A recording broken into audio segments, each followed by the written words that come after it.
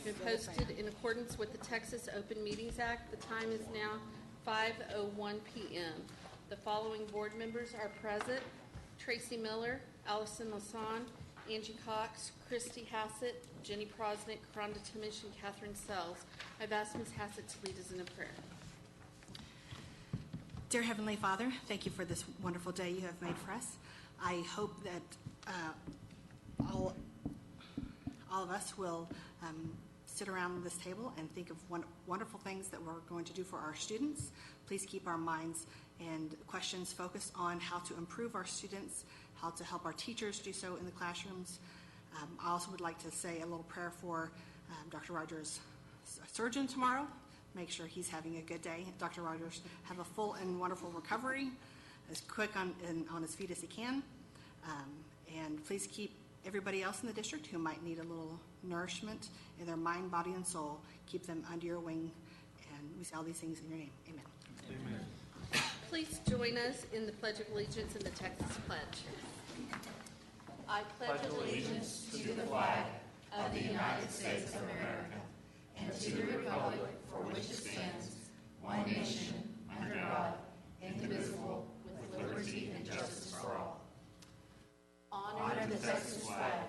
I pledge allegiance to thee, Texas, one state under God, one and indivisible.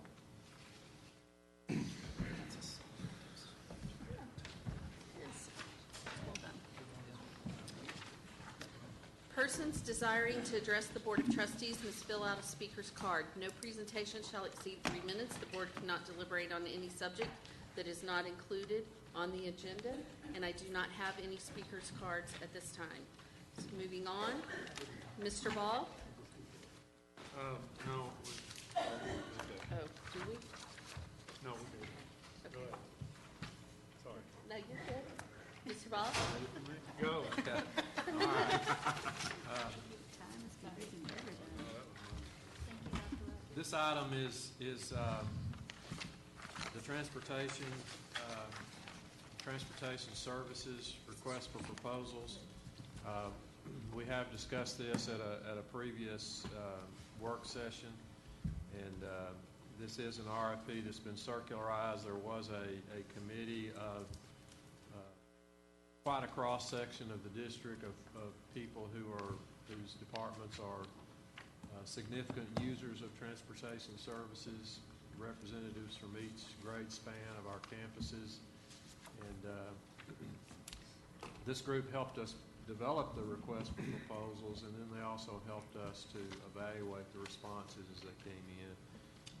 And so that process was culminated in the recommendation that's before us tonight, and that the recommendation of that committee and of the administration is that the student transportation services contract be awarded to Texas Central School Bus with the pricing that's listed in the tabulation that you have attached as a attachment to this. We also today attached the evaluation rubric that was used by that committee to make that recommendation. And so with that background, I'd be happy to try to address any questions that the board may have. We also have also weigh in, and Mr. Could I have a motion and a second, and then we will entertain questions and comments? So would someone like to make a motion? Okay. I move to approve the awarding of RFP 2615-19, Student Transportation Services to Texas Central School Bus with the pricing as presented and the grant of superintendent or his designee the authority to negotiate and execute the contract with Texas Central School Bus for student transportation services at LSC. Do I have a second? Second. Mr. Miller? Any questions for Mr. Ball or comments? Yeah, I know you guys will cover this. I just want to make note of it. So we went through this transition before. We period of time where you look at quality of service, making sure in the transition, right, that we're still getting good quality to provide services to our families, as well as and safe services and timely services, as well as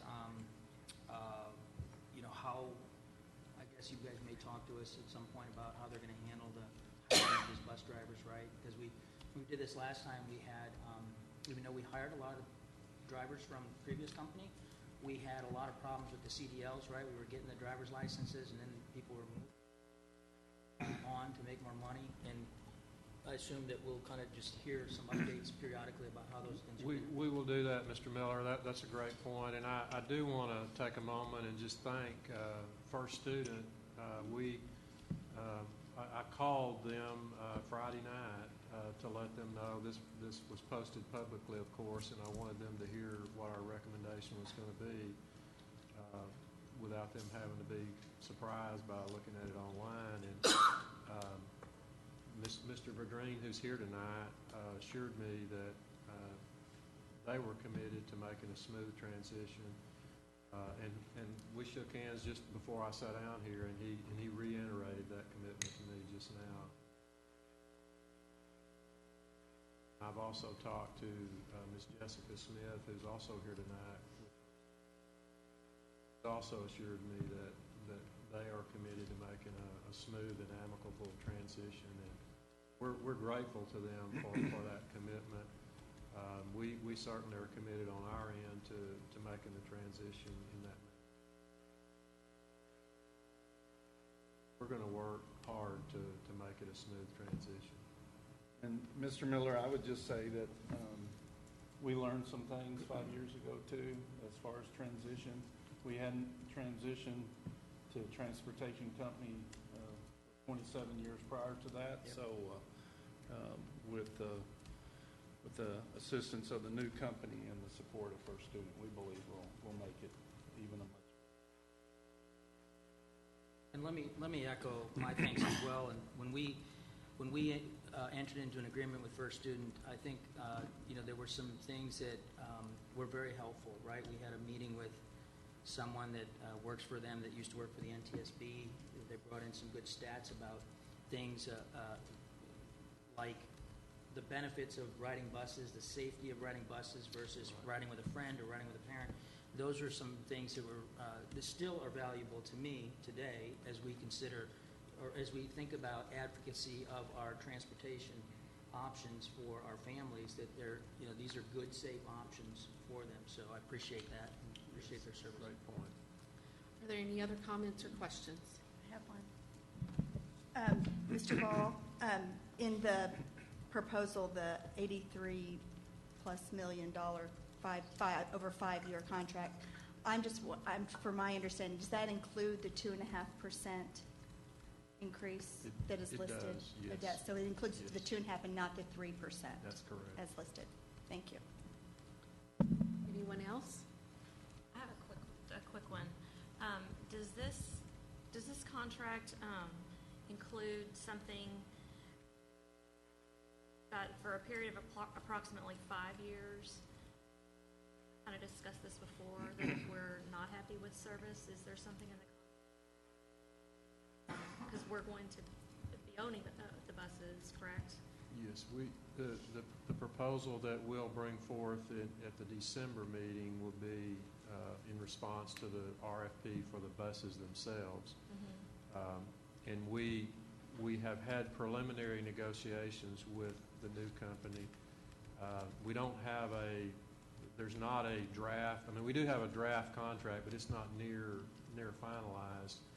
What we have agreed in principle with them on, though, is to have very clear out clauses for both parties, because we recognize that although it is a 5-year contract, we want to have the ability for the board to exercise an out clause. We want them to have that ability as well. And we feel like if either party does need to exercise that clause, that the fact that the district owns the buses will make that a much smoother transition. Thank you. Anyone? Yes, Ms. Cox. Mr. Ball, just a quick question about the GPS tracking. So is that something that we will be taking care of, or? We will be, that's a great question. The buses that we will purchase, or that we will recommend to the board that be purchased, will be equipped in the same manner as our current buses are. So we will have the ability to track the location of the buses.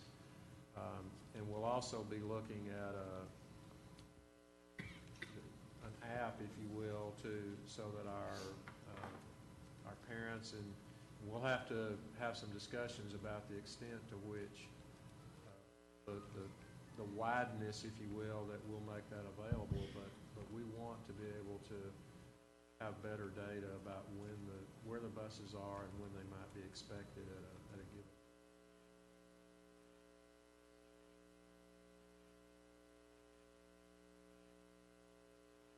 Vote on the motion then. All in favor, say aye. Aye. Any opposed? Motion carries 7-0.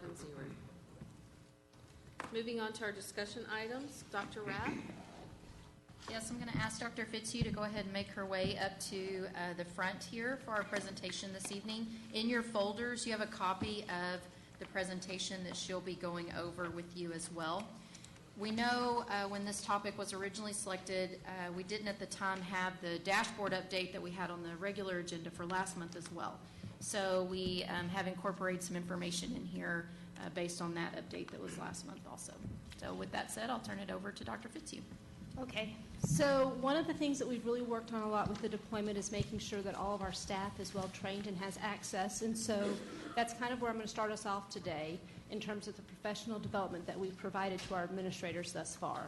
So we started in July at Thrive with all administrators kind of getting a walkthrough of all the different pieces.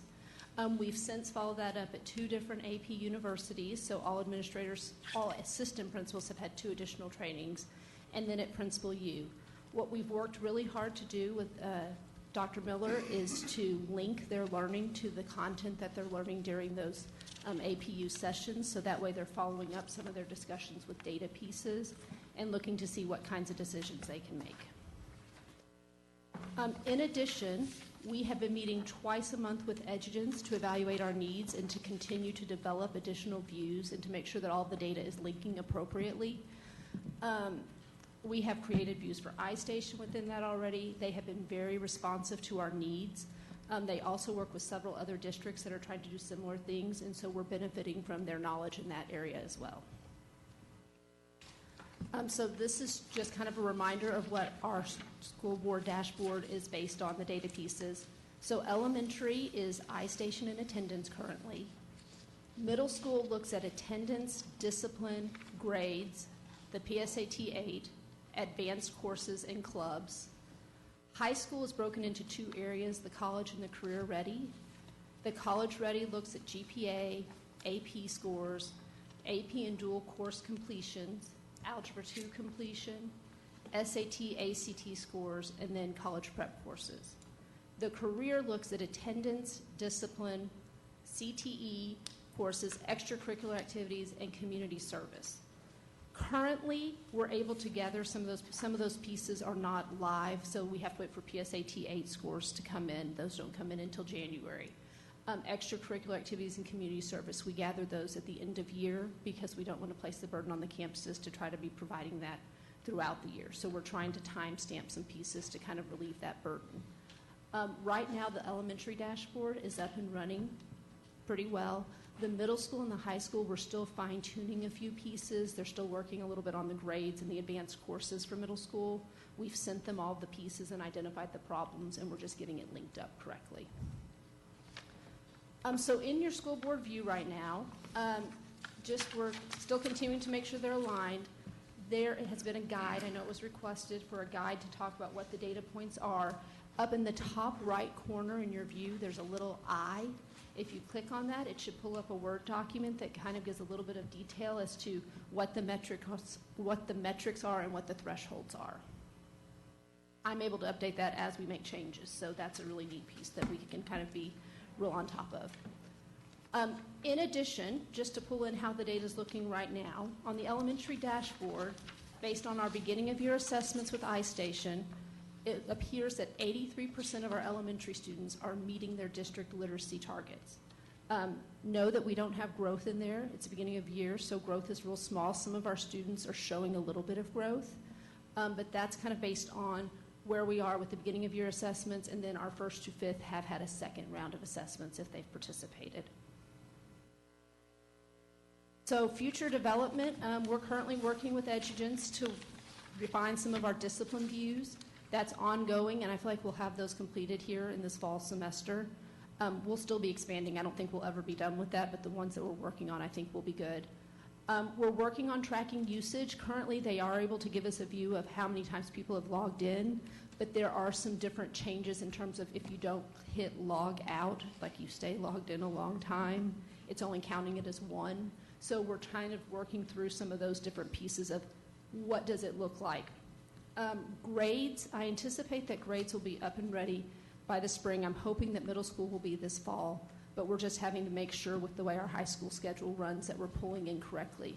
We're also working for principals to get a live view of grades, which pulls from a different place in the Skyward system. So trying to set up both of those, the 9-week grade versus the current grading, it's just a little bit tricky. We are working with them on an early warning system that will look at grades, attendance, tardies, and discipline kind of all together and pull those pieces and identify students that are struggling versus having to click on the 4 different views for each student. I anticipate we'll have that done by spring of 2020. And then we're working to expand our readiness dashboards. One of the pieces I'm very aware of in terms of limitations is that all of our targets are set for high school specifically as seniors. So our 9th graders aren't coming in as looking ready. So we're trying to backlog, I guess step back, I don't know what the right back is, some of those data points to make sure that what does it look like for a freshman to be on the right path, what does it look like for a sophomore, and so I feel like we'll have some of that ready to go by the fall of 2020. This is just a reminder, it's kind of the same protocol we had when there were questions with the previous dashboarding system. If you will submit all questions to me via email, I will compile them at the first of each month and put them into a Google Doc and send my responses out to all the board members by the 15th. And then our up and coming schedule for school board, which you saw at the board meeting, we've already done our October 21st iStation. In January, I will come back and give you an update on the middle school readiness and some of the data pieces. In March, I will come back with the high school. And then in May, you get 2. It's the early warning system update and then iStation end of year data as well. And with that, do you have any questions for me? Okay. Let's go ahead and start questions with Ms. Coxon. If we could just do one question and go around, and then we'll come back, unless you have an instant follow-up to a remark that any of the staff has made. Right now, I don't have any questions. I will submit them as the time frame says, but I just want to say thank you. I really appreciate all the work. I know you've met with a lot of the board members and taken our criticisms and taken what we want and our little needs, and I really just appreciate all the work that you do, the hard work you and your staff do, because this is going to be valuable data for not only us, but the principals and all the staff, and I think it'll be a lot of benefits, and I know the board has been asking this for a long time, so thank you very much. Ms. Timish? That was what I was going to say. Just, I know we've had lots of conversations, and I appreciate all the work that you've done and your done on this, and I do not have any questions at this time. Mr. Miller? Thank you, Sarah. And I don't have any other questions, but I'm not yielding my time to the other end of the table.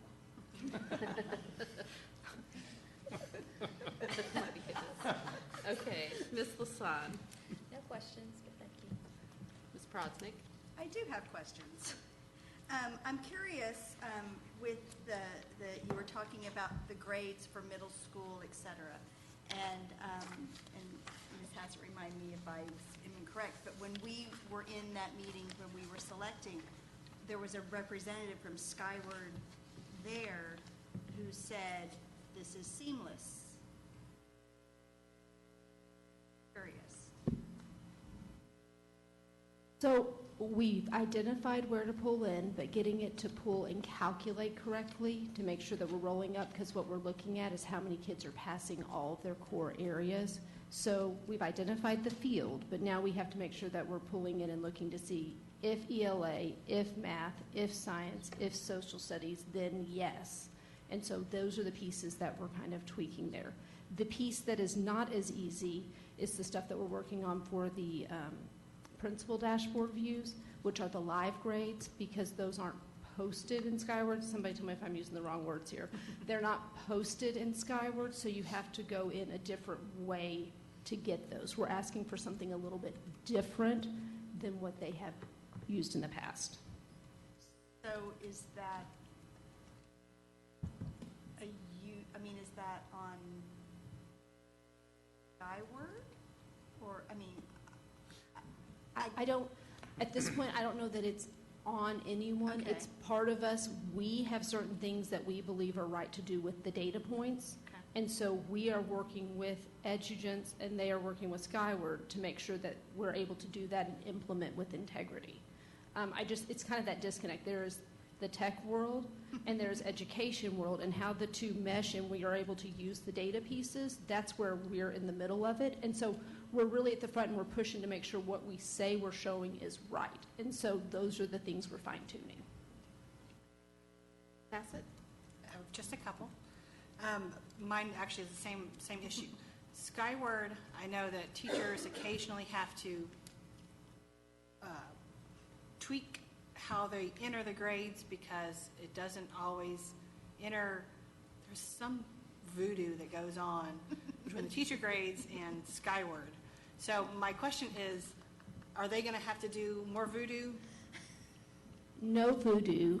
I'm gonna make an assumption here when you use the term voodoo. Skyward has some abilities. Skyward does have abilities to set up formulas to do different weighting of grades. Like your major grades are going to be this is going to be this. You can do grades out of certain points. It's a matter of, do the users know how to set up those parameters so that they're utilized correctly in averaging? Sometimes, if you're not, if crunching numbers isn't your thing, you think you've set it up correctly and then it comes out wrong. So we opt to use voodoo math instead of going in and setting up our formulas. And so I think when you hear that, that's the finagling that's occurring. Okay. And that should not impact, because the grade is what we're working on. Okay, so the teachers don't have to worry about. No, the teachers are not. We're figuring all of that out. But what the teachers are doing on that side, we've worked, and Kathy Bray has created a lovely how to set up your grades and weighting for teachers. So we have put some tools together because we know the voodoo math exists. But that's when you hear that story, that's what that's about. I'll make sure to tell the teachers about There's Kathy a Bray's lovely non-voodoo method. non-voodoo method. Okay, that's great. For the AP, or actually maybe in general, AP and principals, have you heard any feedback on how they're using it? Is it working? So all feedback that we have has been very, very positive. Nobody has come out. I mean, there's lots of questions, and people are saying, hey, this is coming back looking a little off. Will you look into this? And every time we have that, we send it, it gets fixed.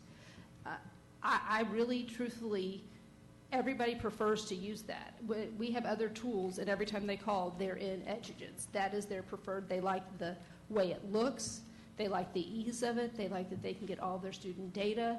I haven't heard one person say to me, this isn't worth it, or we don't like this, you should have done something else. They really have enjoyed their experience thus far. Ms. Prosser, you have And let me make sure that that didn't trigger any questions from this end of the table. No? Okay. Ms. Prosser? And then, so has the only issue been with iStation? Is that where, because that's what you talked most about, there being an issue with iStation to sync up? So iStation is synced. We have a couple of campuses, like if you click and you can call me, we're working on a couple of the campus names aren't linking correctly, so we're missing a few, not a lot. But when I click in, because just so you know, I pull iStation, I pull Edugents, and I compare to make sure it's pulling right. We're missing a few Kinder students from a couple of places, and so we're looking into that. But other than that, iStation is pulling in well at this point. Do you have any of those? Go ahead. Finish your question. You want me to finish my questions? Okay. And then my question is, I guess, looking forward, because you kind of talked about at high schools, they're rolling back and looking to see what does a freshman need to be and so forth. I've voiced this before, I have concern at middle school that we're not looking at anything as far as an assessment until 8th grade. And I know we have an ELA that's coming forward. That's on our radar. I mean, it's all, the whole world, like Right. all of it. 8th grade, we can't just have PSAT. We Right. know we need some 7th and 6th grade. So all of that, I'm hoping, I don't know that everything will be ready by fall, but we're going to have most of it ready. And we will be adding as we have new metrics available. And then will we be cohorting this so that I can follow the kinder class? Just, do you know what I mean, through or not? So I don't know if it's cohorting the way you want. We're talking about historical data, and what we've kind of talked with the EduNet staff about is picking a day so the last day of school, June 1st, whatever day it is, that the data dashboard would freeze, so that then you could click and go back to 2018 and see the last day of school, what did the data look like. I don't know when that will be fully developed, but that is on the list of we need to do something along these lines. Yeah, I think that shows growth, which is always kind of talked about. But I do have all that data, so just in case it doesn't make it into dashboard, we have it. It's just not as click-friendly. I like my circles. It's a goal. We're going to get there. It's a goal. I think that's it for now. Thank you so much. I really do appreciate the work. It's been very nice seeing it come to fruition, and I was at Thrive when it was introduced, and boy, they were like little giddy school children going through it. So, thank you. I appreciate the document that you've added for all the terms. I really, really do appreciate that. So thank you, because I know I bugged you about that, so I really appreciate it. And then this is actually more for all of us to think about. I bugged Ms. Sells and Dr. Rogers. HB3 goals, are we going to evaluate, are we going to use this in any way to help us evaluate HB3 goals? We have, HB3 has said the board outcome goals have to be done by the end of the year, and the board outcome goals that are in HB3 that we have to have at least 3 annual target board outcome goals, 1 in early childhood literacy, 1 in early childhood math, and CCMR, college and career military readiness, for every campus annually for 5 years by subgroup, aggregate student performance. So that's a lot, and I'm just thinking we need to evaluate, we need to talk about this sometime in the future, because it's at the end of the year, we need to figure out what our outcome goals are.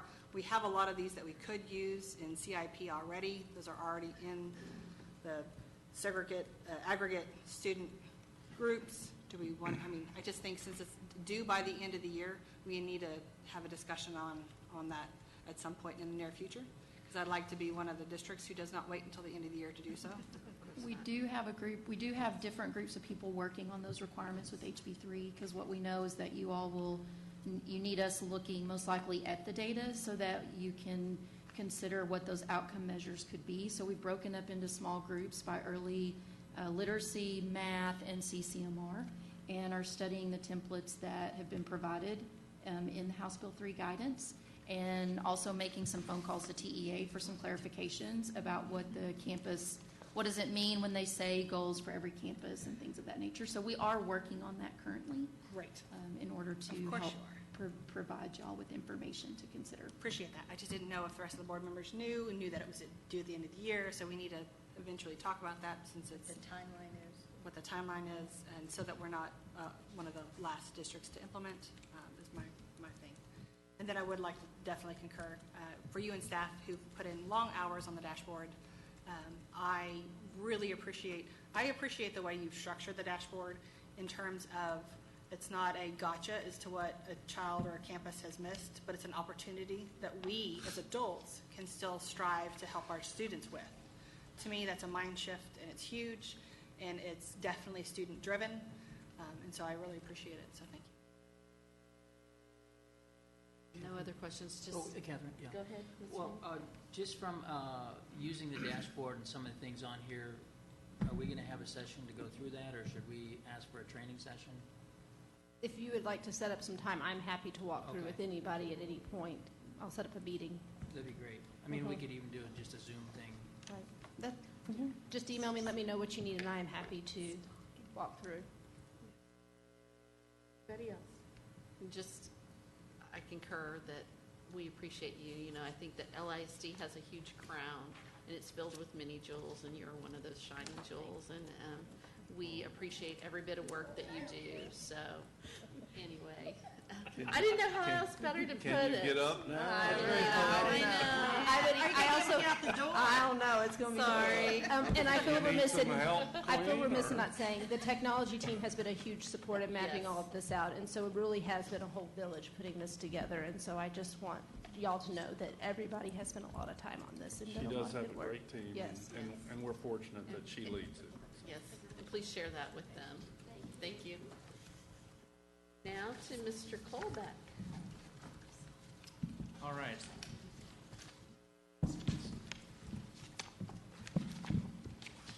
All right, I'm going to have Dana Sons, Chris Langford, and David Coons join us. This is, and while they're coming up, I just want to kind of give an overview of what we're going to be going over. This is, there's a lot of information in this presentation, and I sent out slides and an executive summary on Friday, so hopefully you found that to be helpful. But we're going to drill into that a little bit deeper tonight, and we're going to be talking about several data points. We're talking about opt-in numbers into the program, types of views, the tech analytics, as well as kind of where we are with our IFE program as well. And I also want to share the techs that are working the meeting also provided that PDF that I sent everybody on Friday. It's in your second tab of board book. And the reason I'm doing that is I changed the presentation slightly on one of the areas of the slide because it's kind of hard to see. So for presentation purposes, I put it in here as text so you can see it. But if you want to look graphically in the pie chart, that'll be in your presentation. That's in your second tab in your browser. All right. Chris, give me the... Pass the clip.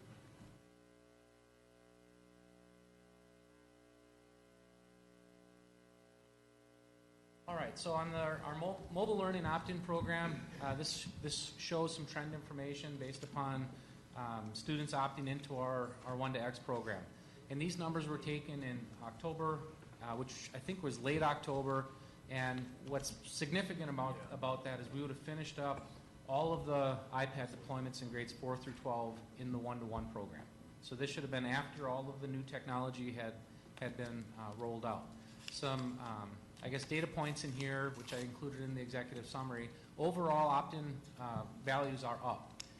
If you look at the elementary, now elementary is very high each year, but it's up to over 96% opt-in at the elementary. Also, if you go through each cohort group of elementary, middle, and high, they're up across the board, and they're also up for free and reduced lunch. So I think on a positive note, our district opt-in number went up from 86% to 91%. And then also the free and reduced category went up from 76 to 83. So there's certainly some more room to grow here, but we are seeing an upward trend. Also, what we did last May is we sent out a survey to all the families that opted out of the 1-to-X program. And we did not get too many responses. We got 211 responses. But just to kind of sum up, we were really trying to dial in on why. If you're opting out, why are you opting out? And we were wondering about the annual IFE. So 36% said that was from a high or a rating of importance. It was high or moderate, whereas almost 64% it was low or not. Okay, where the survey seem to be more of a concern are the ongoing risks, liabilities of having a device. So if it gets lost, if it gets stolen, if it gets broke to the point where they have to pay a deductible, or if it's the third time it's a full repair cost, that's where it's showing a little bit higher concern. So we're at 45% where it was higher moderate level of concern, and 54% in the low to not. Also, we asked about having multiple kids in the family. If you have a lot of kids, is that causing you to opt out? There is some concern there with 26% at high or moderate, 74% no. And then when we asked about if you opted out, are students bringing a personal device? And out of the 211 that reported, 76, better than 76% said yes, they are. And then we asked, what are they bringing? Now, this is a little bit deceiving when you look at other, because there was an open-ended. Some of them are putting an iPad as other. So other and tablet, or I think you can maybe combine a lot of that in the responses, but they were recognizing the iPad or tablet as the kind of the primary device, for a phone being the primary device as being 24%. Brian, let's Yep. wait a second. There's several people that don't have access to this at once. So who else? Technology. This is the summary that's up at the top. Only- Right. Okay. Executive summary. Yes, sir. Yeah, I don't even know that. They posted the executive summary, but not as a separate tab, but not Yeah, the, you're right. not the new updated presentation.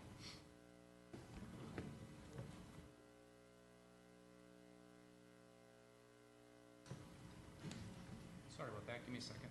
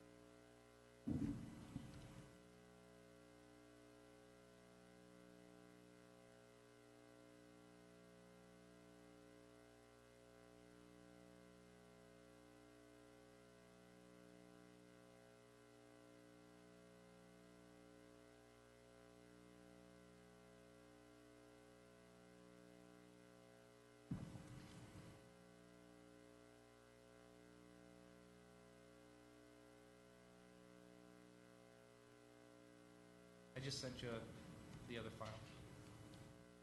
Sorry about that. Do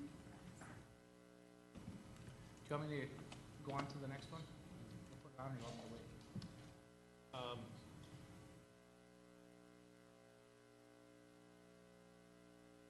I think we can go on, but if we don't have it in a few minutes, we'll stop Sure. it.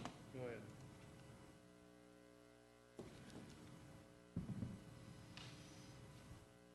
John, can you advance the next slide, please? Back. Okay. So this is information around digital learning tied specifically to classroom walks. Last year, this was 2018, 2019, so there were 659 classroom walks, and as you can see, that ranged across different grade levels. It also was across different content areas. Obviously, a large number in our core areas for reading, math, science, social studies. And out of that, the observation of how technology was used was categorized by consumption, production, assessment, or some combination. And what you'll see in this slide, out of those walks, when technology was observed, it was about 50% of the time being used for consumption. And examples of consumption you can see there is it's really research, accessing information, using Canvas, accessing our instructional resources. In the area of production, there you'd see things like iMovie, Keynote, clips, things where students would be creating content. And then in the area of assessment, there they might be using it for formative surveys, or formative quizzes, iStation, Kahoots, and there'd be some combination where they might actually have done more than one within a lesson. Sean, do you have what you need?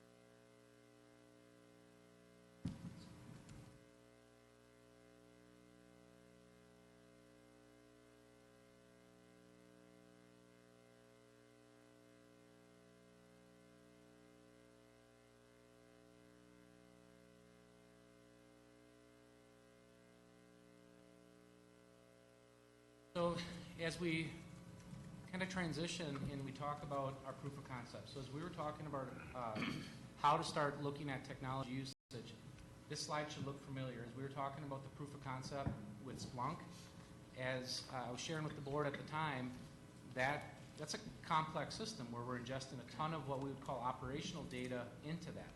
And really what happens is TipWeb, for example, that has our inventory system where it matches up a student and a device, a serial number. It's really, this kid has this device. That's in TipWeb. Active Directory ties in the username and password authentication process. Our ICE is basically our Cisco network access layer that allows basically a district device to connect to the network, which means that device is registering to an access point. We have a database that has that information. Content Keeper is CK. That is basically our internet usage. That's looking at bandwidth. That's looking at what resources are being used. It also categorizes a lot of our web traffic. And then Jamf has a combination of information that would be in TipWeb as well as unique information like MAC address on the iPad. So all of that goes into Splunk. It churns and indexes all of that information. And just to hit on the complexity of this and the amounts of data, the data that was in the presentation is for 1 week, okay, in the first part of November. Within that time frame, there was over 600 million records that were ingested into that system. So if you can imagine how much data has to run, it creates some complexity just in running reports itself when you're trying to run it over periods of time, but also just the complexity of what we're ingesting. So when we think about that, we're really looking at those elements to look at, when is a device being used? And if you recall with our iPads, with the Content Keeper mobility component, as we rolled out all the iPads, there's basically this VPN that smart detects when it's not on the network. It fires off that VPN connection, and it tunnels the iPad back into the district, so it's filtered, and we capture the identity. So Content Keeper's we're architecting that, so Content Keeper's is providing the filtering plus giving us the identity off campus, okay? And then we look at, well, how much is it being used? And we're looking at how much is it being used based upon bandwidth. We're quantifying bandwidth usage, and that information is in Content Keeper tied to a user, which you'll see is tied to a campus. And then in TipWeb, what devices are being used. So the data that's in the graphics that you're going to see, it's specifically students in grades 4 through 12 that are in the 1-to-X program, okay? And that information lives in TipWeb IT as well as Jamf. And then, where are the devices being used? Again, that's from Content Keeper when it's off campus. And then really, Cisco Identity Services Engine provides that information on campus as well. So it's looking at what network it's coming from. Oh, you're not in the district, you're outside the district, and it classifies it separately. So there's a lot going on just to get us into the data visualization area. Okay, so what we tried to do is we tried to build almost like a profile sheet. So we tried to build a profile sheet that allows us to put and represent a lot of different information around a specific cohort.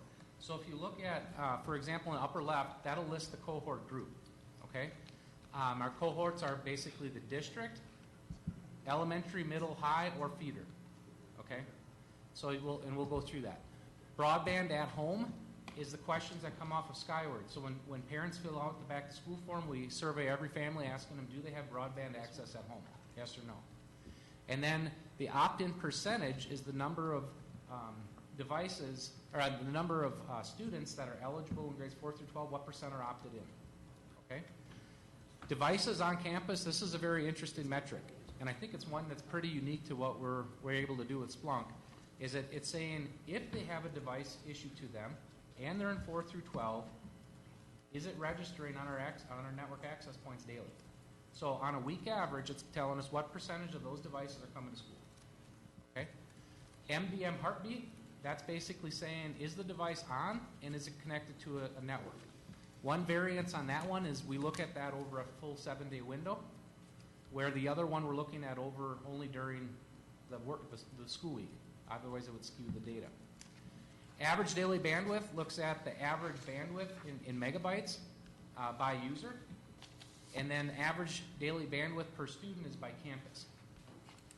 And then also, you'll see in a second, there's a reference line, and that reference line, we have that set to 100 meg. And you might wonder, well, why do we have a reference line at 100 meg? The reason that we chose that is with the Sprint 1 Million project, the students that are enrolled in there, Sprint determines that those access points are being used if they're averaging about 1 gig a month.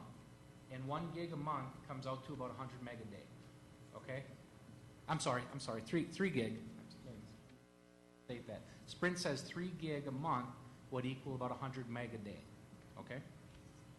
And then the last one is categorically, how is it being used?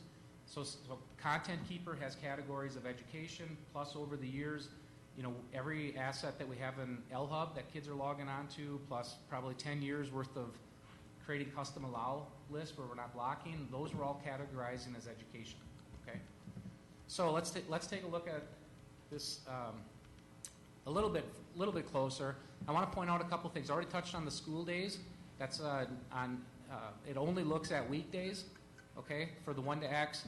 Down on the bottom too, when I want to point out under average daily bandwidth per student per campus, I want to make sure you understand, regardless of the size of a campus, so you might think, well, if somebody has an enrollment of 3,000 and somebody else has an enrollment of 1,000, that would skew that. It's the average. It's the average per student, okay? So you got to look at the data that way.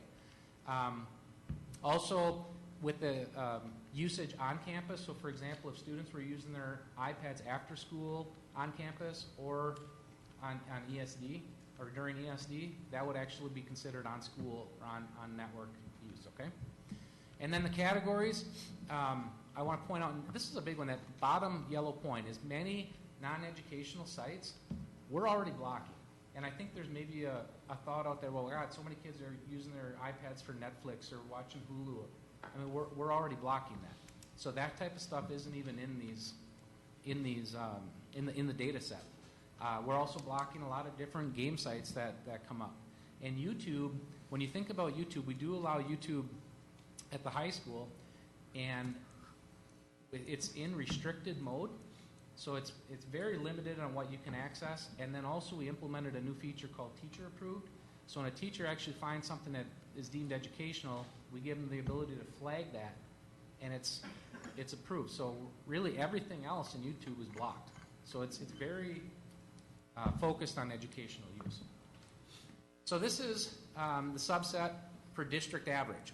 So as you can see, I'm going to go through this kind of quick, and we can ask questions later. But our district average bandwidth at home, 92%.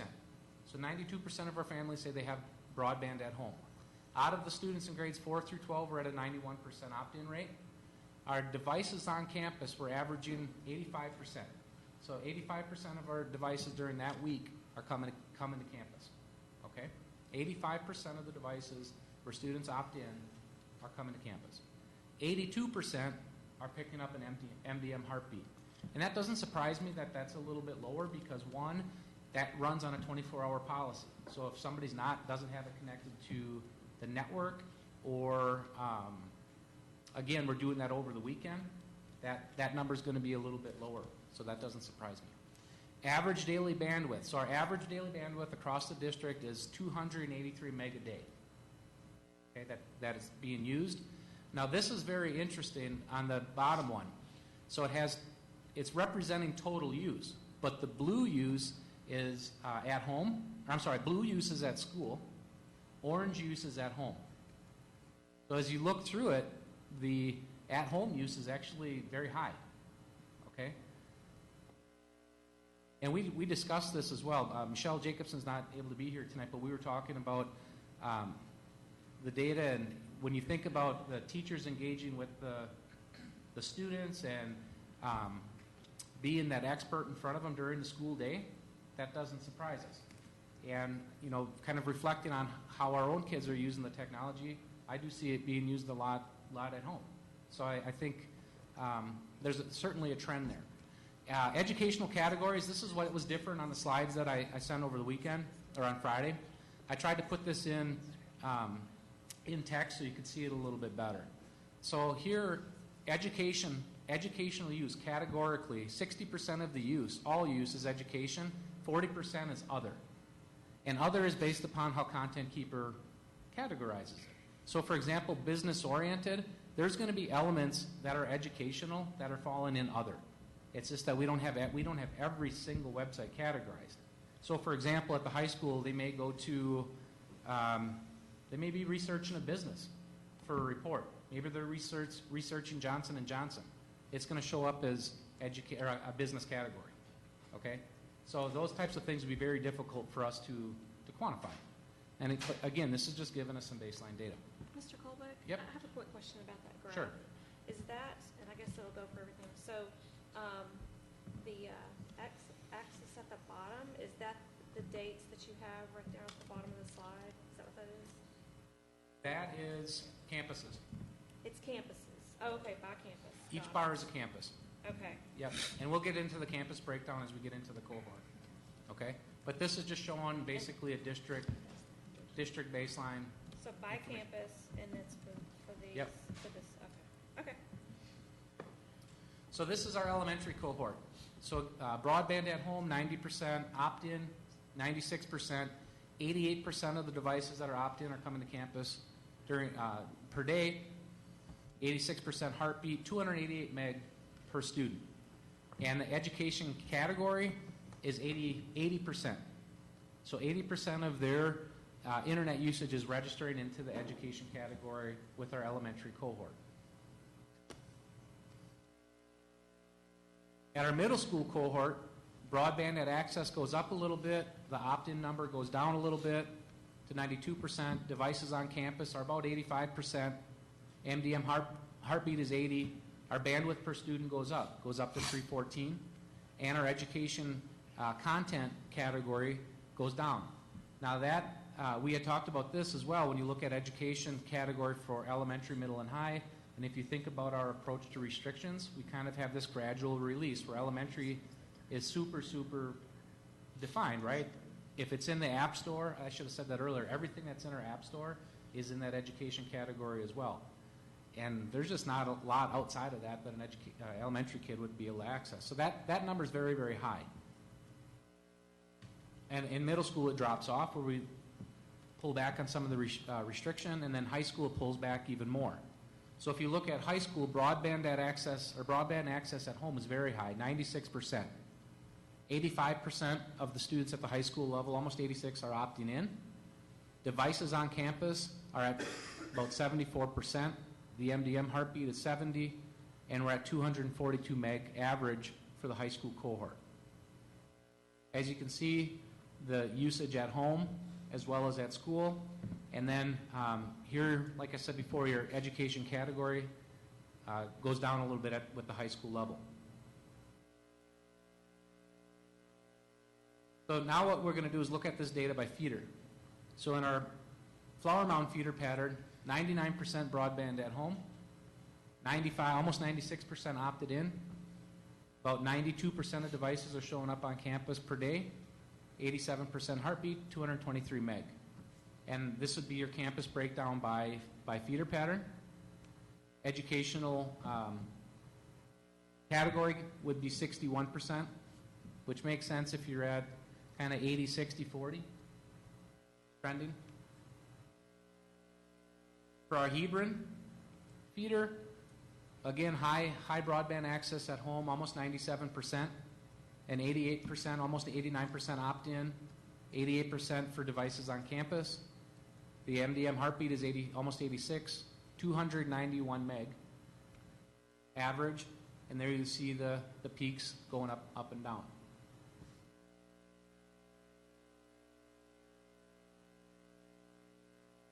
LHS, this is an interesting one for several different reasons.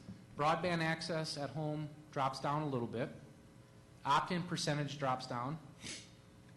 Devices on campus for those that opt in are at 76%. Heartbeat is 75. Average bandwidth goes way up with the LHS feeder. And the other part that's very telling is how much it goes up for at-home use. So I know we've had conversations about the importance, especially for the LHS feeder, about having access to a device for at-home use. this data would suggest that's true, okay? So for Marcus, we're at almost 99% broadband at home, 94%, almost 95% opt-in, almost 91% of the devices coming on campus. MDM heartbeat drops off a little bit, 210 average bandwidth per student. So it falls off some. And that education category is trending about 60%. And this is for the Marcus feeder pattern. Okay, the Colony feeder pattern, 95% broadband at home, about a 73% opt-in. 82% of those devices are on campus. MDM heartbeat is almost 81. 299. So LHS and the Colony are our highest average bandwidth per cohort. And that makes sense if that might be a primary device for some of those kiddos, but it's certainly higher. And our education category is 59%. So I know we'll open this up for questions in a little bit, but I wanted to also give you some information about IFE. There were some questions a couple months back about what's the balance, and this was as of, was that October 30, Dana? I think it was October 30. There's $2.4 million in that account. And I want to point out a couple things. We expected the account to grow this year. Mostly the way we structured our procurement with using AppleCare. And if you recall, when we were talking about which devices to go in, we were really concerned about the cost for the replacement glass and the replacement repairs. And we're still concerned about that, because as AppleCare starts falling off, as you can see on the trend, these are projected expenses. And what we did is, when we did the projected expenses, we increased annually the amount of claims as well, because as devices get older, we've seen that historically. It might be battery, it could be damage. You got to have enough in that account to balance the increase in cost. And by 21-22, we will have no devices on AppleCare. So we're obviously going to be spending way more than what we're going to be bringing in for revenue. Okay? So some insights, and I touched on a few of these. Overall, the opt-in rates have gone up. Certainly opportunities to increase opt-in percentages and the percentage of devices on campus daily. Those two are interconnected. Education use is the major category. Even when you're into the 44%, if you look at the pie charts, that's still by far the major category across the board for how they're being used. About 50% of the usage is consumption, and I think when we think about 21st century skills, college career readiness, students being able to problem solve and create, we'd like to drive that number up a little bit more. And then also, in most cases, the devices are used more at home than they are in campus. And I just want to reiterate, this is 1 week worth of data. This is 1 week worth of data, so we need to expand on that, and I'll get into that next. So our next steps, we need a process to collect and visualize this data over time. So if you think about Splunk as this engine that's crunching all of this number and giving us a data point in time. We need to take the data point in time and put it someplace else. Right? So we see this as a multi-phase deal. And certainly with what I'm showing you tonight, I'm really excited about really where this has gone from a proof of concept to how we've continued to evolve this. So I see this as really early on, and we're gonna try to make this better and continue to grow it. We are going to be sending out another opt-out survey to our families for this year. And then ultimately, we want to have deeper conversations around technology usage with campus leadership. So the campuses have already seen one iteration of this information. We're trying to put it as a recurring item with our current leadership structures and meetings that we have, but reviewing that information. And really what we want to do is have a culture where we're promoting the use of technology, that the devices are showing up on campus. And I think some of the things that we're doing, for example, with Canvas, more access to resources that have technology, I think that's going to continue to grow up. And then ultimately, we want to use the data to inform our decisions on what we're going to make this spring around our shared devices. So if you recall, this coming year, we did the one-to-one piece. The next part of our project is really to refresh our shared devices. And this should kind of drive some conversation about how many do you need, especially if those are being used to supplement those without a device. So we have our Technology Advisory Council already in play. We've had our first meeting, and we've already forecasted we're going to have some conversations about this and opt-in and how do we close that digital divide. So I think some of this information is going to be helpful for that group as well. So with that, I'd like to open it up for questions. Yeah, and I'm going to jump in just real quick. First off, Brian and his team, I mean, this is, the work that they're doing is very cutting edge, I mean, no one is doing what we're doing, and so I greatly appreciate that.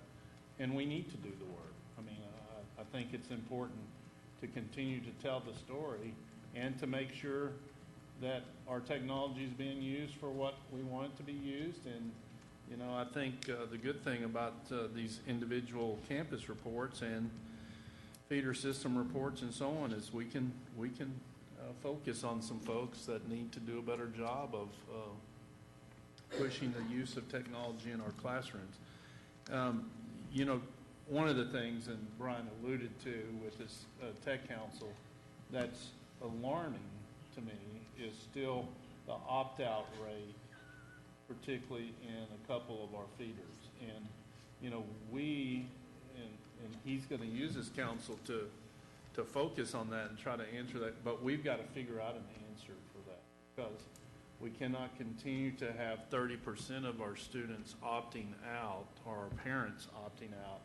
It really hamstrings teachers when they're trying to teach, and 3 out of 10 kids don't have the device that we need them to have. And so that's something that I think we certainly got to focus on. And then the IFE, while it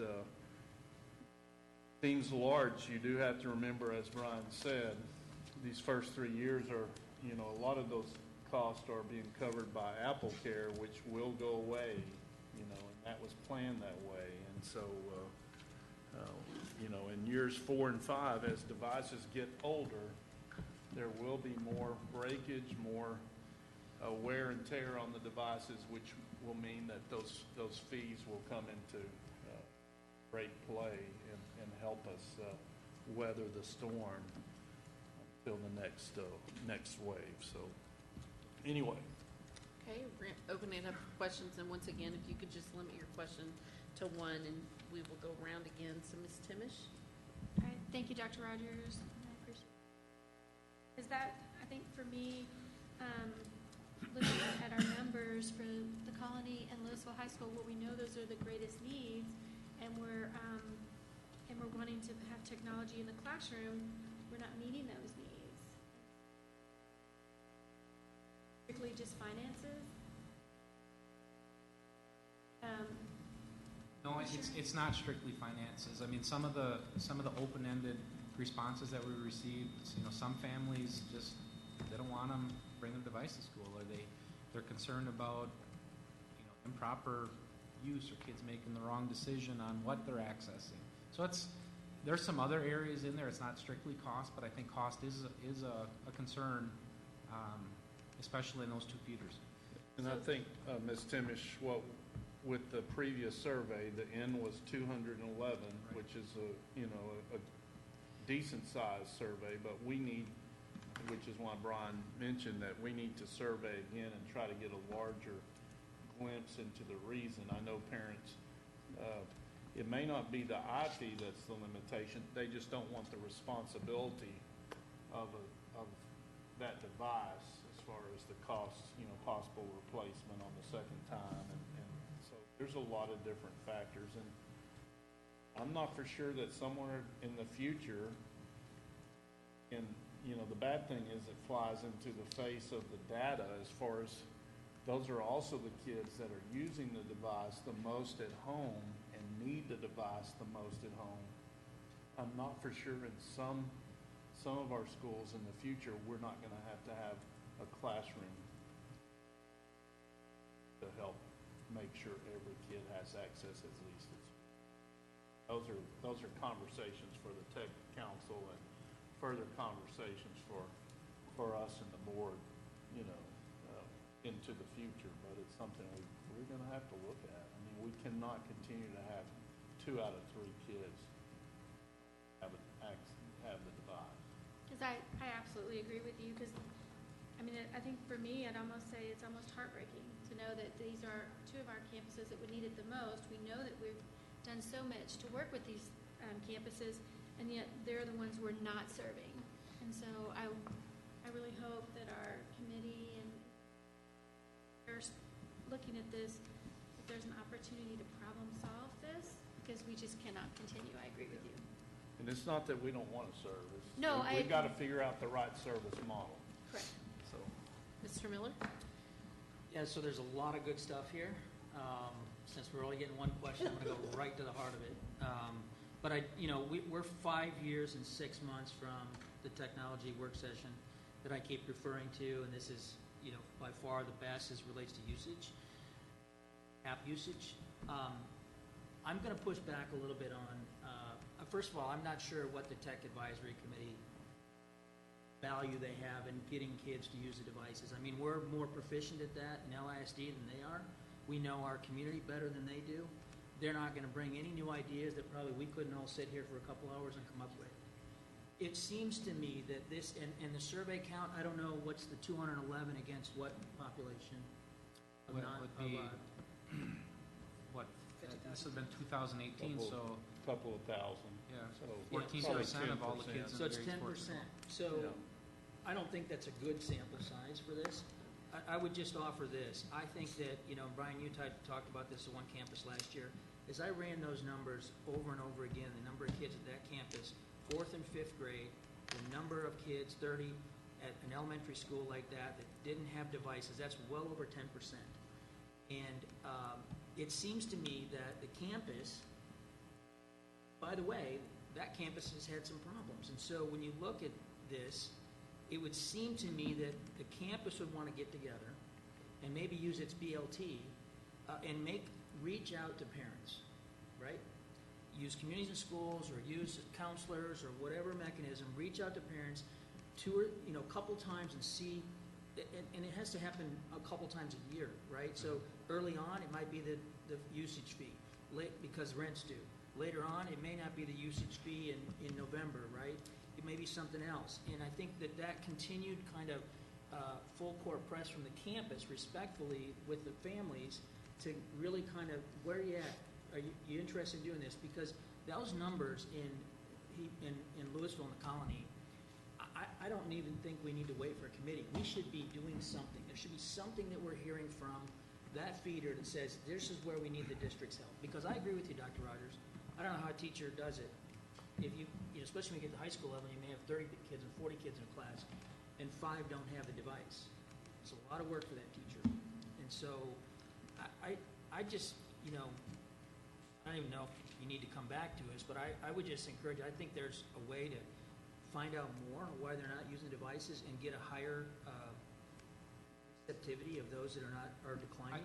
I think there are some good things happening. For example, the Colony, I think they've increased by like 10% already this year, being much more aggressive. And I think there's also like this hinge point where you have to have enough technology there where the kids see like, oh, if I have this, my teacher are using it, where I kind of reference it as this cart before the horse syndrome, right? If not everybody has it, it's hard to have a teacher excited about using it.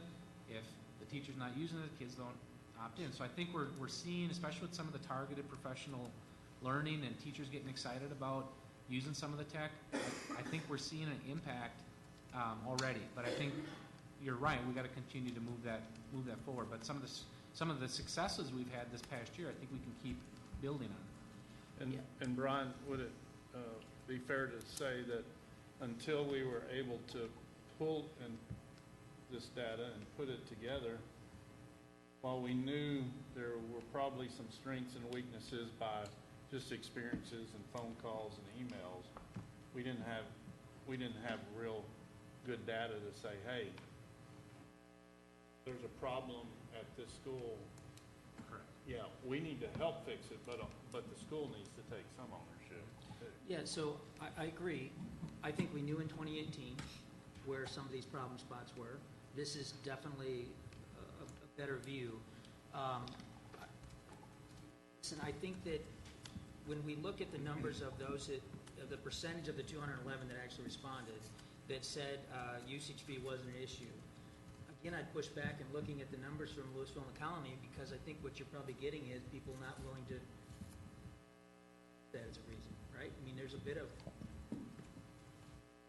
Yeah, survey data is limited, you know, because you can't force people to.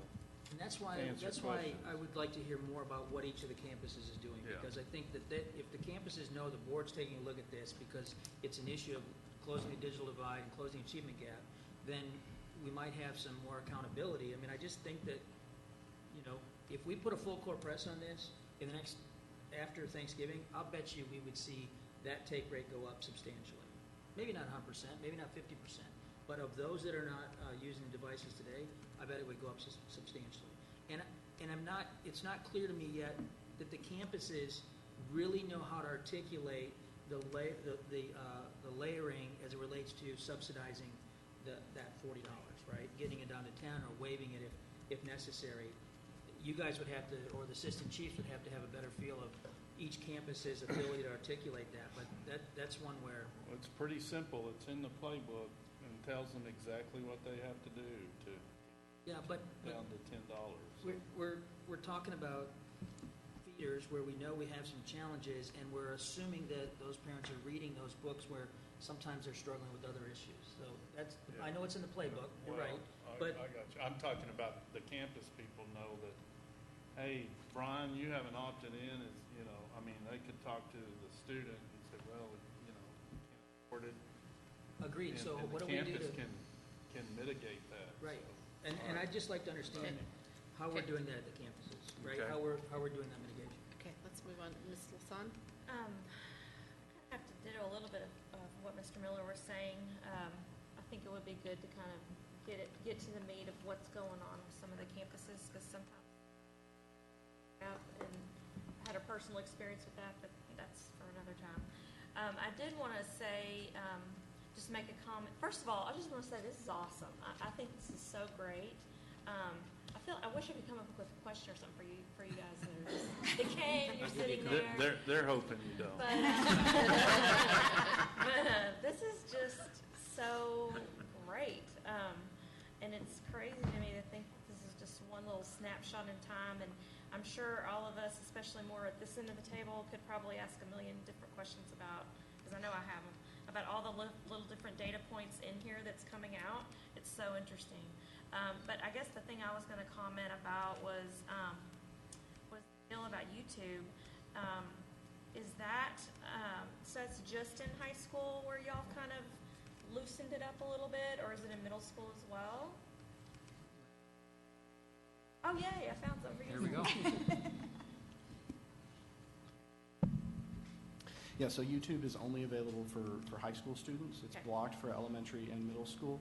And at the high school level, it is in the restricted mode. We force that through Content Keeper, which is, the restricted mode means that unless they log in to their LISD Google account while they're on YouTube, they can only view videos that have been approved by YouTube, which is mostly educational use videos. Once they log in using their LISD Google account, they can then view videos that have been approved by a teacher or staff member within LISD. So if a teacher sees a video or goes to a video and it says at the bottom of the video, this video is not approved, it'll have an approved button, they click it, it becomes available for all students, but they have to log into their LISD Google account to view those approved videos, and that's only at the high school level. That's great. I just wanted that. Thank you for that. Because we get questions about this all the time. But I did want to say also, I had a teacher, one of my sons, had made a comment that he had found a video that he wanted to show, but he couldn't because it was anyway restricted. So, and I think you and I talked about that at one point. But anyway, I think that's awesome that y'all found a workaround for that. And scary as YouTube is sometimes, it does also have a lot of benefits. So thank you. And we also have a workaround now, I just want to add to this for the Canvas integration that we have with YouTube now. This is something we turned on about a month ago, maybe 2-3 weeks ago, a month somewhere, to where if a video maybe isn't appropriate for all students to view, but let's say it's like a health class and the teacher wants to have that video, they can embed that video within Canvas, and then it will only show up within that Canvas page. So only students that are in that class that can go to that page and view it can watch that video. If they were to go to YouTube and watch it, it would still be blocked or unapproved. And that's also available for elementary and middle school students. So if a teacher wants to show a YouTube video to an elementary or middle school student, they can embed it, not elementary now, but middle school, they can embed it in their Canvas page. When the student goes to that Canvas page, it will play just there, and if they try to go to YouTube, it's still blocked. That's perfect, so then it'll encourage the teachers to use Canvas more too. All right, okay, very good. Ms. Prosnick? Thank you for the work. Is the goal to have the 100 meg use on campus? That's a good question. I think we need to define what our goal is. This to me is our first attempt to have some sort of baseline data. And I think the reason for to put 100 out there was just to show you, if you were looking at what would be defined as, reasonable use on, let's say, a data plan, that's what it would represent. And if you take that and split, if your waking hours, so to speak, at school and then at home, if you doubled that up, you'd be at about 200 meg. So to me, if I was thinking about maybe a good target line would be to average out about 200 meg, because then that would consume your at home and at school. So I think we need to define some goals around this data and build some actions around it. I think one of the other values of having that is on the y-axis of those charts, the scale is not identical for all the feeder patterns. So on one, it may be the top end is 500, and another, the top end is 400. But the green line is 100, so it kind of helps you see visually kind of a consistent standard across the board. Ms. Hassett? I have a question about the future dashboard type thing that you're going to create now that we're wanting you to create yet another dashboard. But along the lines of usage, can you have it clickable, somewhat like we have in the other edugents, where we could see usage by at home, whether it's educational versus non-educational? I think that would be very helpful to communication for us to parents, so we could have better, richer discussions on how they are using them at home. And then we could also have that same clickable on how they're using it during the day. Just better, richer discussions with the teachers if they're using it in its education, but how much of the day is it education? And if it's, lunch and other times, and that's perfectly fine. But that also goes with bandwidth and the content. I mean, all of those things lead to different conversations for different places if you could break out that same information different ways. So I think that might be something that we could think about maybe in a new future dashboard that you have to create. So as Brian mentioned, we're definitely targeting bringing the aggregate data that is being compiled within Splunk and then exporting that out into Edugents so that we have that. What we'll lose in that transmission is the raw data. It's not going to be at that extremely detailed level that Splunk is aggregating 640 million records in a week from one data source. But we will take that crunched, aggregated data and put that slice out there on a regular basis in Edugents, and then we'll be able to have that trend data that you could then filter and click through. So that is definitely the goal. Would you be able to, before you import it into Edugents, delineate the differences? So the hope would be that we'll have enough detail in the records that we're exporting that within Edugents you'll be able to filter out in the way that you're talking about. So you'll be able to set, this record will have that it's part of the Hebron feeder pattern and it's high school level, and so that you could filter down to add, just give me the summary of the home usage out of that feeder pattern during this date range kind of thing. That's where we want to head for sure. The goal. Okay. We're going to ask all of our questions, right? At some point in time. Well, first of all, I just want to say thank you to the committee, Mr. Colbeck and you. This is something we have been asking for several years now, is to show what these iPads are being used for and the data. I think we owe it to our parents, we owe it to our taxpayers who have paid a lot of money for these devices, and I'm very excited about what's to come in the future for the data. So just want to go on the record for saying that. But my first question is, we had some issues, I think, with some of the middle schools. I know I got several calls regarding the resets of the passwords. And so some questions were asked to me is, why can't the passwords be set from their student ID, like their email, their student email, and then their ID, so we don't have these issues where the teachers are trying to reset and help these children because they don't remember, and it was mostly sixth graders remembering their iPad resets. Okay, passwords is a tough one for a couple of reasons. One, obviously, we're trying to make this. We're trying to make it easy and as least disruptive. I think that's what you're trying to suggest. We were, I think, at one point actually using the student ID as the starting password. And part of the problem there is that those are used different ways. So a teacher might post in a classroom, buy a student ID, for example. Maybe not a name with it, but it might be a student ID. Here was your, how you scored on a test, or we're going to group you over here.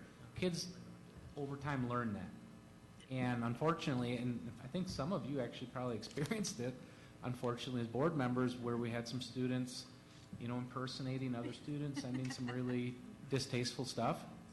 And it was things like that. We said, we got to change what we're doing here with passwords and create this unique password that eliminates some of that stuff. So that was really the reason on the password side of it.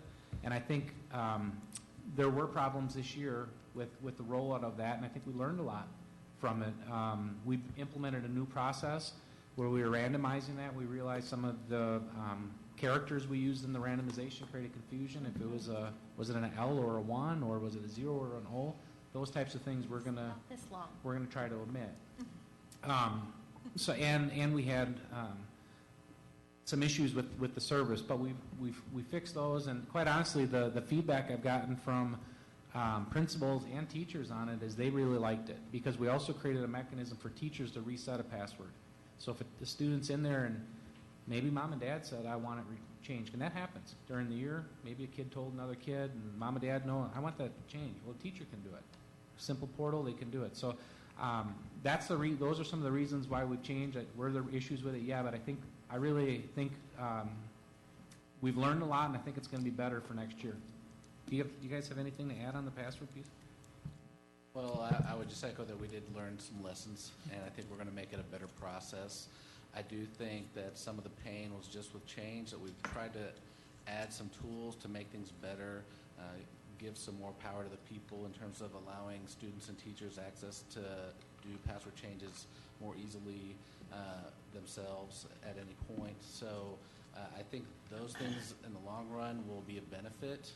Like Brian said, teachers will like having that ability to manage that in their classroom as opposed to getting held up by a student that doesn't remember their password and having to get a tech or help desk to assist with that. So I think there are some benefits, and I'm hoping that with familiarity and the improvements we're going to make next year, it'll be better.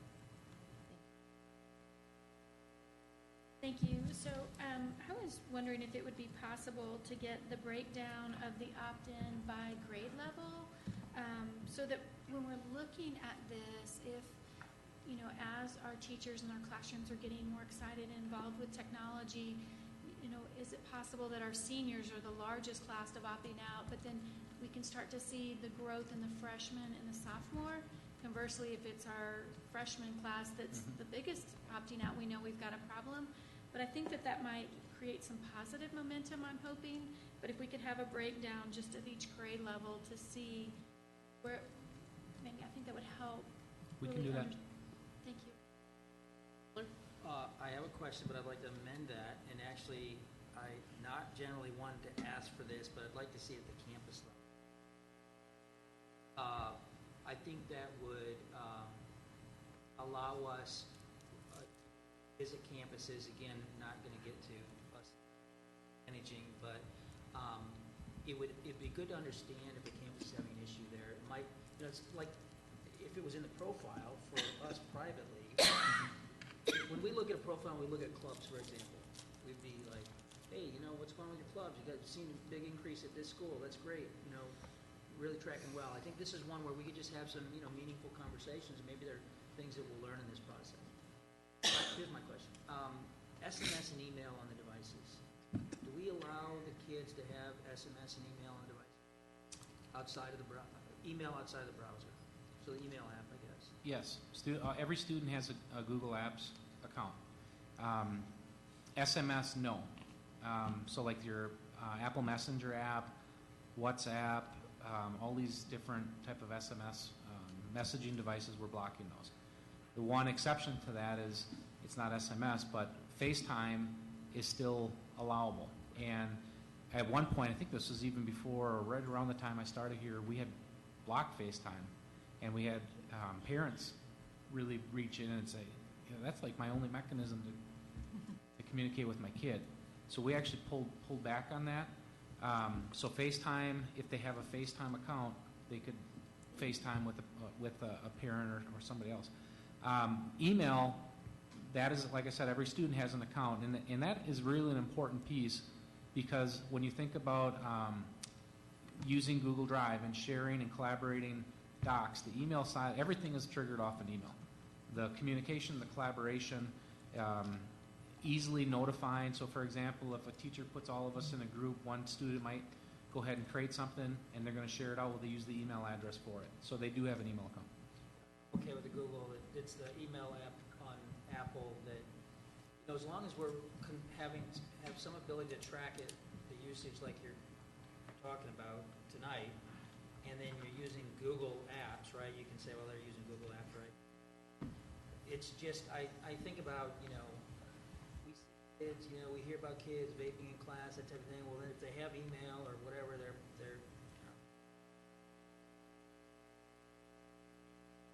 SMS apparently, so. Well, they're not on our devices. Well, yeah, that's,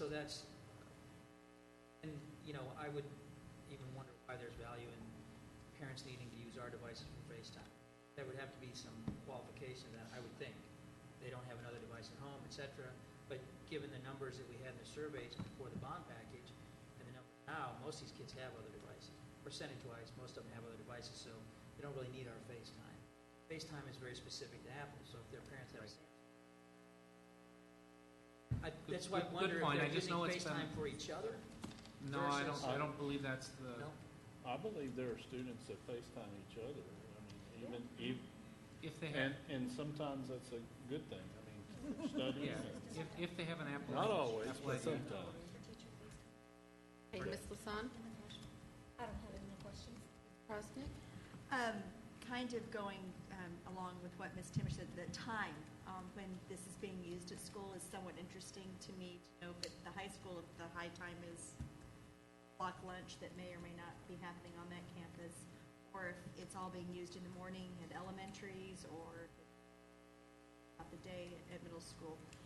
That would be, I think that's some valuable kind of information. I'm going to switch and go to the repairs. What have we seen so far? As far as the repairs on the devices that out in the district, has it been what we expected? Is it more? Is it? I know we've got the apple carrier. Yeah, I think. But I'm curious what those repairs kind of look like. I think one of the challenges that we have, there's a couple of them. One is as we're refreshing, we were repurposing devices. So for example, when you had the iPad Airs last year, everyone that we collected, we knew we had to get back out. And if some of those weren't collected probably in several years. So the percentage of those that needed a repair were pretty high. And we spent a lot on those to get them repaired and usable, to get them distributed. As far as the new devices that we purchased, those numbers were, I think, lower, 4%. We were at about 4% out of, I guess, what do we have out there, about 20,000? So we kind of use that as a baseline. So when we were doing the projections, I didn't put that in the slides, but as we were looking at anticipated increases, we went 4, 6, 8, 10. Knowing that as the devices get older, you're going to have home buttons don't work, the batteries don't work, all of them lend to some type of repair.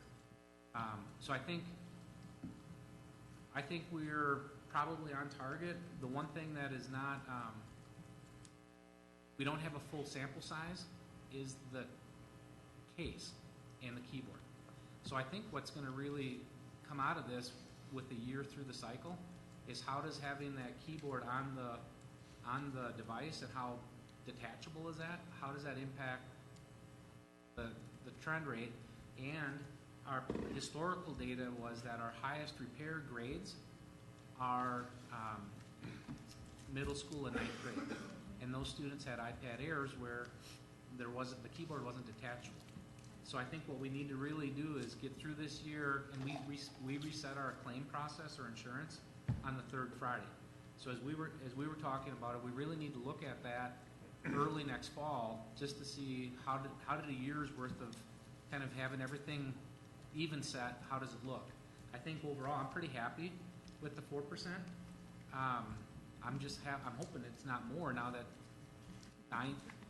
middle school and 9th grade have a device where the case can come off, or the face of it can come off. And Ms. Prosnick, Dana leads that, and I know this is from Brian, but they sort of have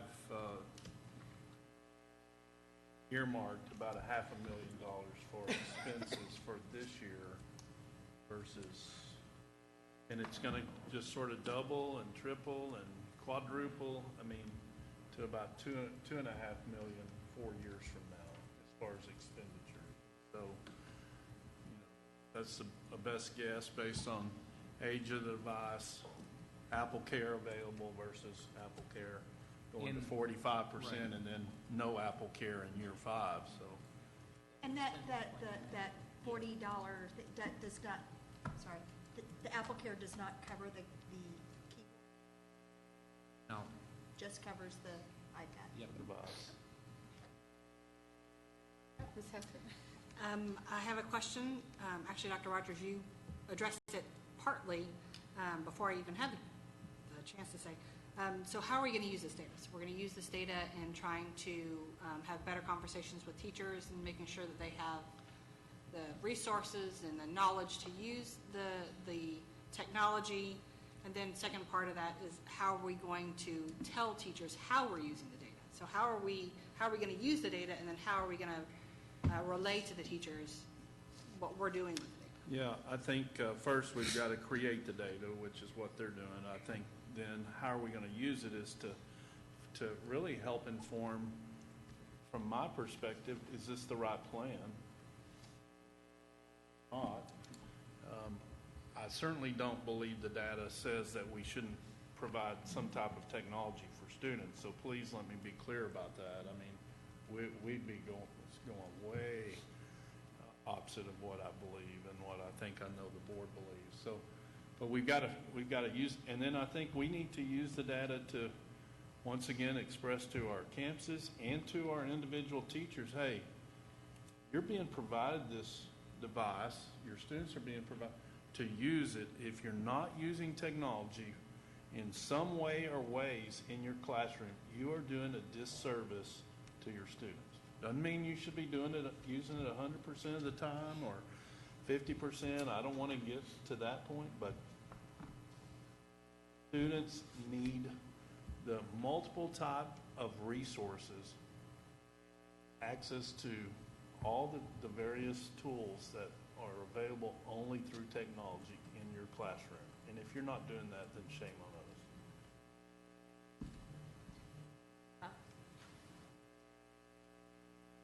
So also, I think you kind of got the data in here, but is it broken down on student, like what they are using at what time? Because I spoke to some Boy Scouts, 4th grade Boy Scouts, and they said, well, Mrs. Cox, we know how to do workarounds and get into the iPad. So they were telling me this, 4th graders. So what are we doing to find those little workarounds that these kids are very smart? Well, we get some reports of certain workarounds, and we respond to those. I think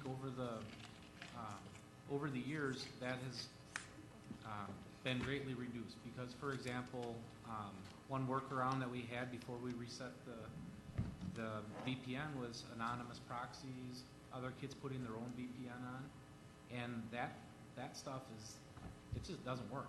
So if a kid thinks they're going to take off our VPN, put a different one on so they can get around our filters, the iPad just doesn't work. The only page that pops up on it says, for you to use this device, you have to have this VPN on. So that has cut down a lot of that as we've done this rollout.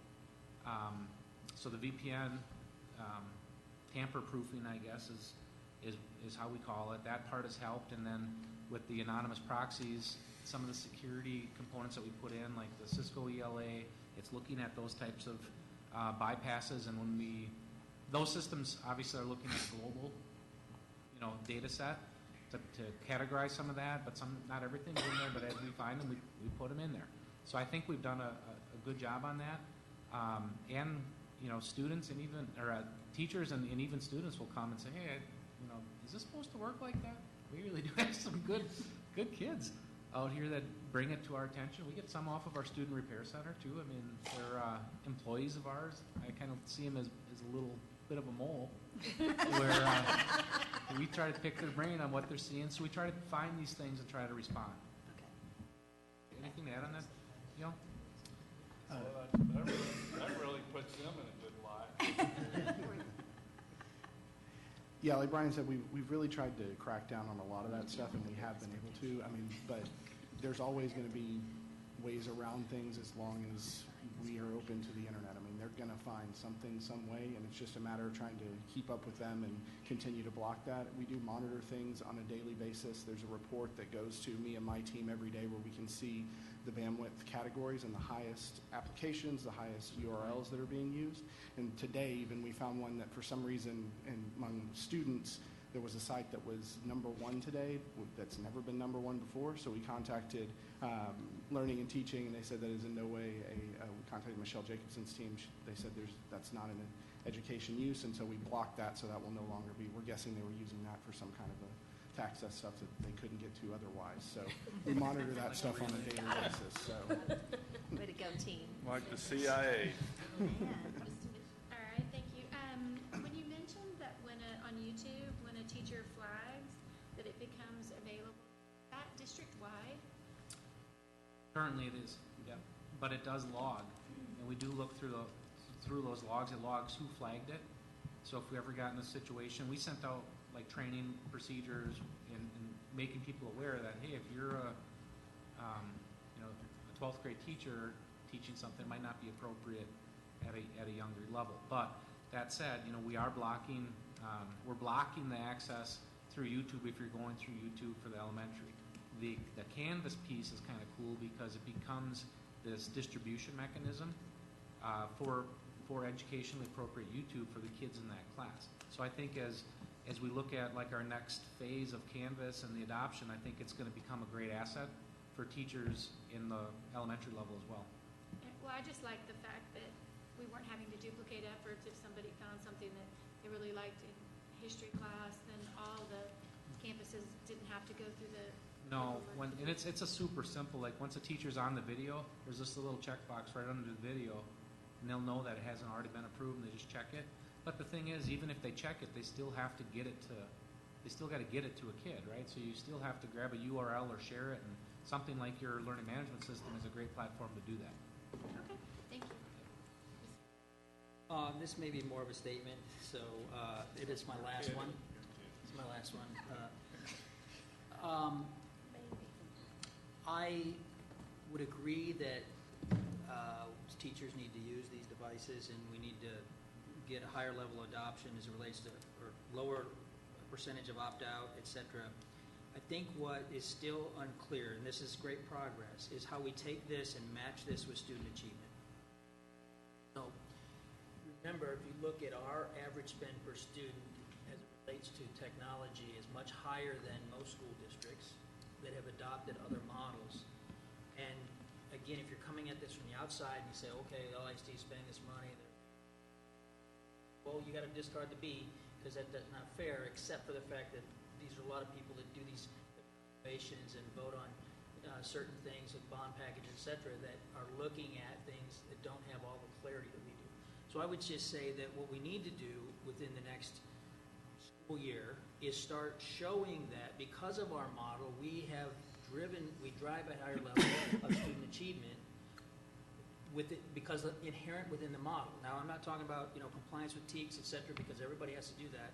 It's just that we've yet to show that this model drives higher student achievement. And I think it's something that we do need to show the public, right, our community, that that's the case.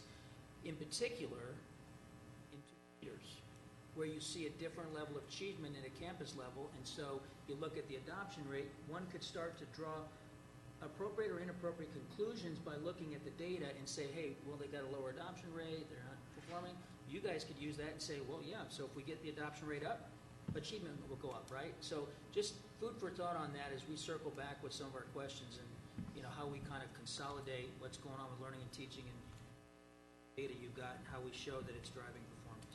Mr. Miller, go ahead. Sorry, I was just going to say, I think ultimately some of that has to go back to your graduation rate, because ultimately, our graduation rate in certain student groups is better than other places, and we were just looking today at our ELL graduation rate for the class of 2017. Of course, that always lags, but where technology impacts, as obviously as we know, is not going to be shown in standardized testing scores, and I know that that's not what you're asking for.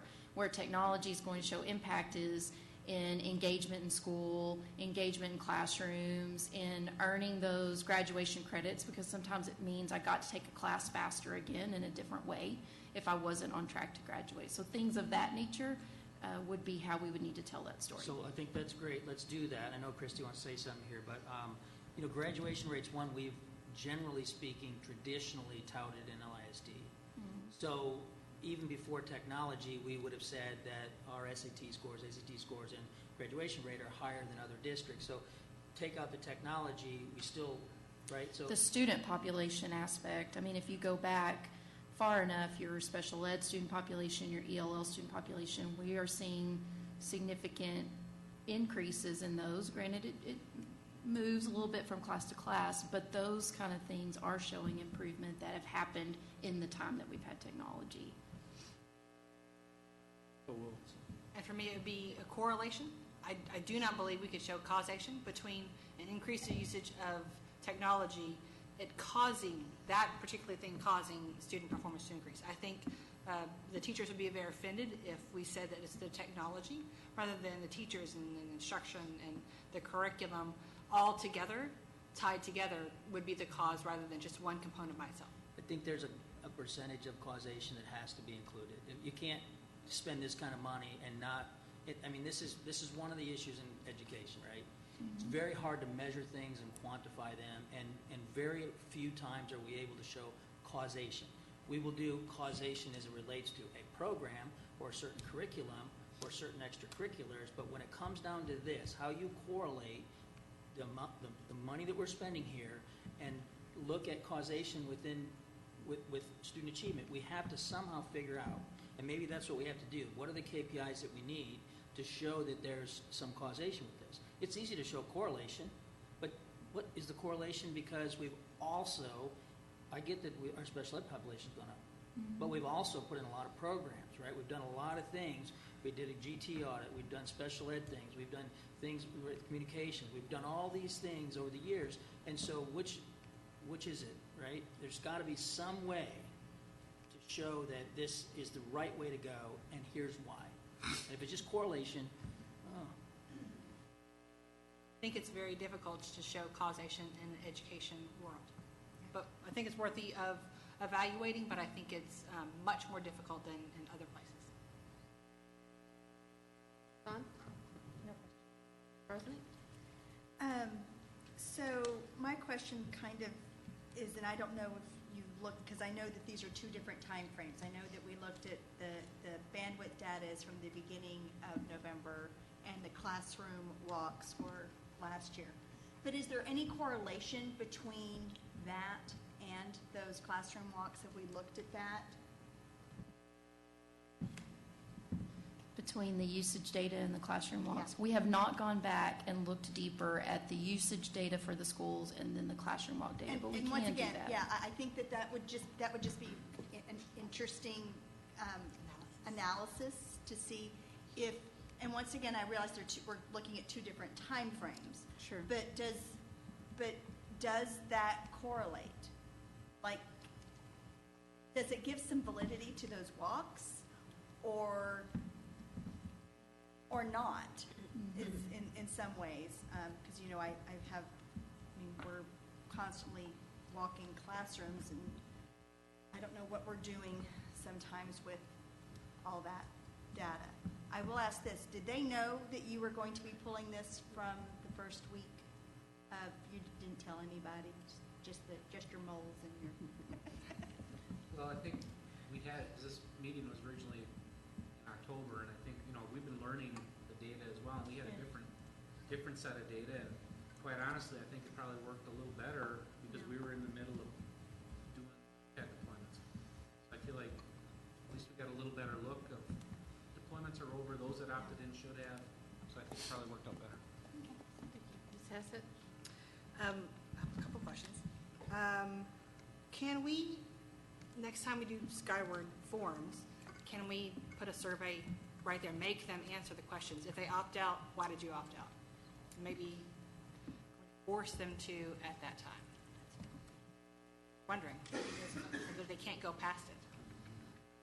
I don't know, just a thought, food for thought. You don't have to answer now. Was just wondering. We can look into that. I'm not sure that the way Skyward forms are constructed, that they allow the if-then logic for required fields. Oh. If I remember, it's either a required field or it's not. So I don't think it allows for that within Skyward, but I will check. I will add to that. One other thing we had talked about is perhaps automating the survey and not waiting, let's say, a point in time to do it. Because what we were talking about is that it's really about the context of when you said no, right? Why did you say no? Right. So what we were thinking is if a survey is complete and it's submitted, or it's paper or whatever, once it's paper, it's supposed to be entered back into Skyward. If it's electronic, it's in Skyward. But bottom line, if the answer to that is opt-out equals no, then trigger off a communication to that primary email address. So we're thinking if we could make it faster and current, we'll get better feedback. So that's something we've been thinking about. Do you have anything else? So what do you think, and some people, you've kind of actually answered some of this, but I'm just curious. So what do you think this is saying about, obviously they're using it more at home. So what do you think this is saying? It's a homework-driven thing, or they're watching some movies, or it's a fun device at home? I mean, what do you think this message is saying? I think it is a homework issue, and I think some of it is assigned, during the day, and here's what this should be due if it's research, if it's creating something, if it's a group project. I think that's what it's saying. I think to break that down a little bit further, we have to drill into those other categories, but I think I think the technology is being used that way. The data would suggest it's certainly being used at home. I think at the high school level, where we're not as restricted, I think there's probably maybe some more personal interest things happening, but again, it's very filtered and very controlled. But I think generally, to me, it's about doing the assignments, and I also think, looking at the adoption of Canvas, and I'm seeing this, and if you have kids in the district at the secondary level, you're probably seeing it too, how kids are actually engaging with Canvas each day. It's almost impossible not to, with the way it's been rolled out, the adoption. And I also think there's other strategies we could have that would drive more student use, again, at home and even at school, thinking about, how are students, life skills, what are we doing to teach kids how to use the technology to drive their calendar and when things are due and tasks. And, I think there's maybe this thought, some of that happens through osmosis, but I don't think it does. So I think we want to be more intentional about those things as well, to the point where that's really your virtual backpack, really.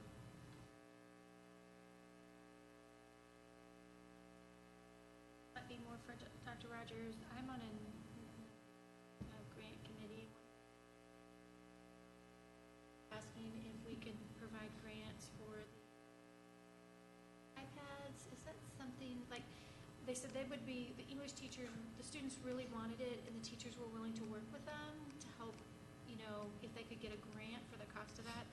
Is that something that we've ever considered? Well, I mean, we'll waive it. Waive it? We'll waive the I fee if that's needed.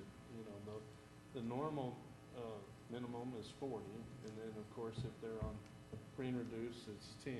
It's or 30. 30, but then, It but could be scholarship. principals, all they have to do is inform them to waive. So is that communicated? Because we, Dana It is. deals with It is that, so.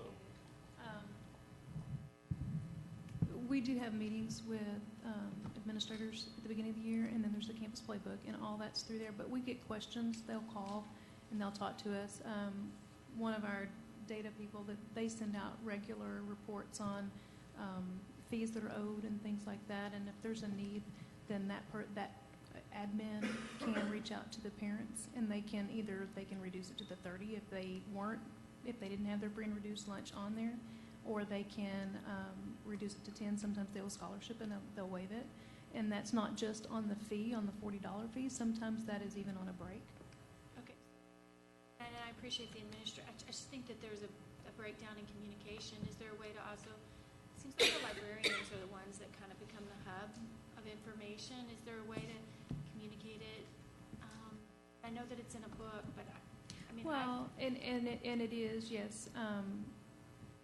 The communication coming from the administrator also, sometimes they can designate who they want on the campus to do those things as well. So you're saying if the librarian has that responsibility, doesn't have sometimes. the responsibility. I'm just trying to figure out, there's people on campuses that don't know that this is an option.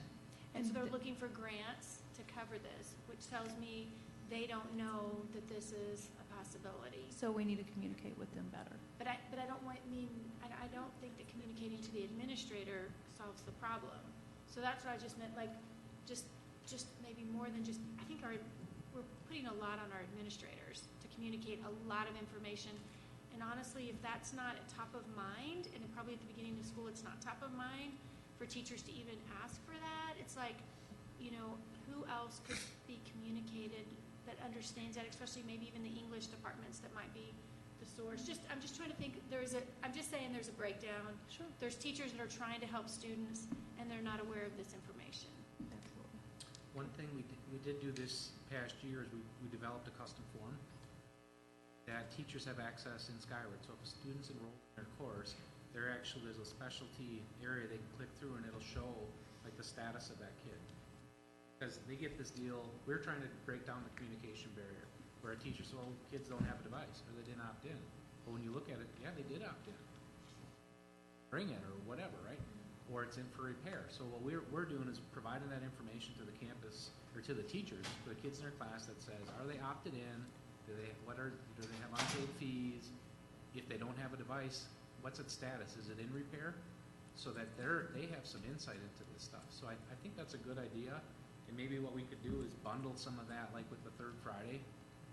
When we do communication campaigns, really for the beginning, the first 3 weeks before school starts, and then right up to the third Friday, saying, hey, opt in, opt in. We're working really closely with the campuses, trying to get everything buttoned up. That might be an opportunity to engage the teachers directly and say, hey, if you have kids in your class that don't have a device, here's our process for opting in. We haven't done that. It's really been through the campus administration and office, and them leveraging the playbook and training them how to interpret it.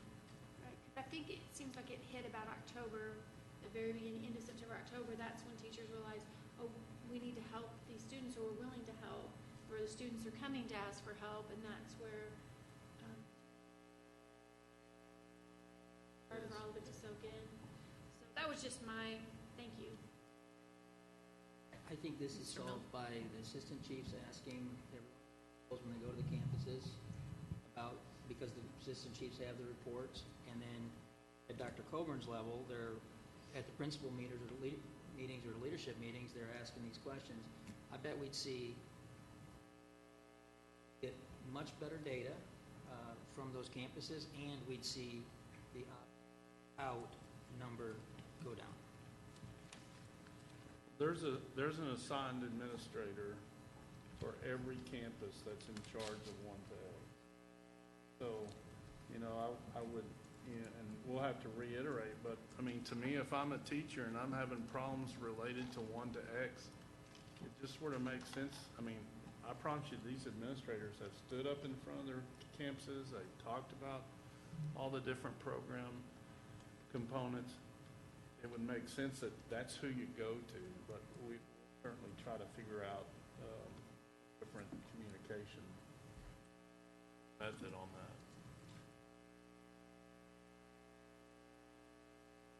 Rosnick? And I apologize if you said this, but when we looked at this bandwidth data, it just occurred to me, were we counting in those classroom sets? Those were not those that we've done for the pre-K to? This was Okay. great. This was students issued a one-to-one device. So it's only 4 through, okay. Oh, go ahead. Are we going to stick with the $50 fee for next year? Do you think at this point? Do you know yet? The projection we did was, the fee currently is $40. 40, okay. It's 40. So the projection we did assumed the same revenue as what we collected this past year. So I think, you know, I think obviously we're okay for this year. I think what we need to do is analyze what our claim rate is, so to speak, next year, and see if we have So I opportunity shouldn't to ask at the change it. beginning of November. Pardon? I shouldn't ask you at the beginning of November. Well, we need to get through this whole school year where Right. every kid has a device. Now, Right. or the same device. The only exception to that would be you'd have, you know, the kids that got theirs in October or late September, you'd have a few weeks in there, a month in there where it wasn't all the same. But I don't see any reason to increase the Okay, fee good. at this time, so I don't think there's any data to show the need. I mean, we actually had the discussion about decreasing the fee about a year ago. I don't see the need to do that either because, yeah, we're good right now with Apple Care, but it didn't make sense to decrease it, but I don't think it makes sense to increase it.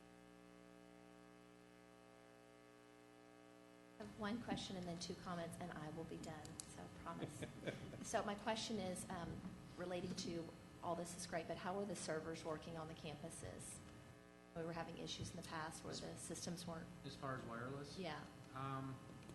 I think they're working well. I mean, quite honestly, we don't get a lot of tickets on that. And when we do, we go out, we analyze it, we adjust. I mean, we've had there's other issues, and I think one of the things when something doesn't work, it's a network issue, right? But it could be the application, it could be the service, it could be a third party, it could be a fiber cut, and those things happen. I mean, obviously, we've been dealing with several of those this year, side of the district. But I think generally, that's something that we do not get a lot of complaints about as far as areas that do not work well. And we have had some, and we go out and we've adjusted, might add an extra access point. I mean, is that something you can add to as well, Chris? Yeah, that's my team that covers the wireless, and they monitor our authentication system every day, and so the authentication system has been going into last school year, and so we have a baseline now of what our average daily login should look like, and when we look at the logs, we can tell if there's a problem based on the number of logins that we see coming in. And then also, when there is a problem, the campus techs, they're very good at letting us know. Dana can attest when there's an issue, especially if it is widespread across a campus, the help desk starts getting flooded with calls, and then they alert our team that there's an issue if we're not already aware of it.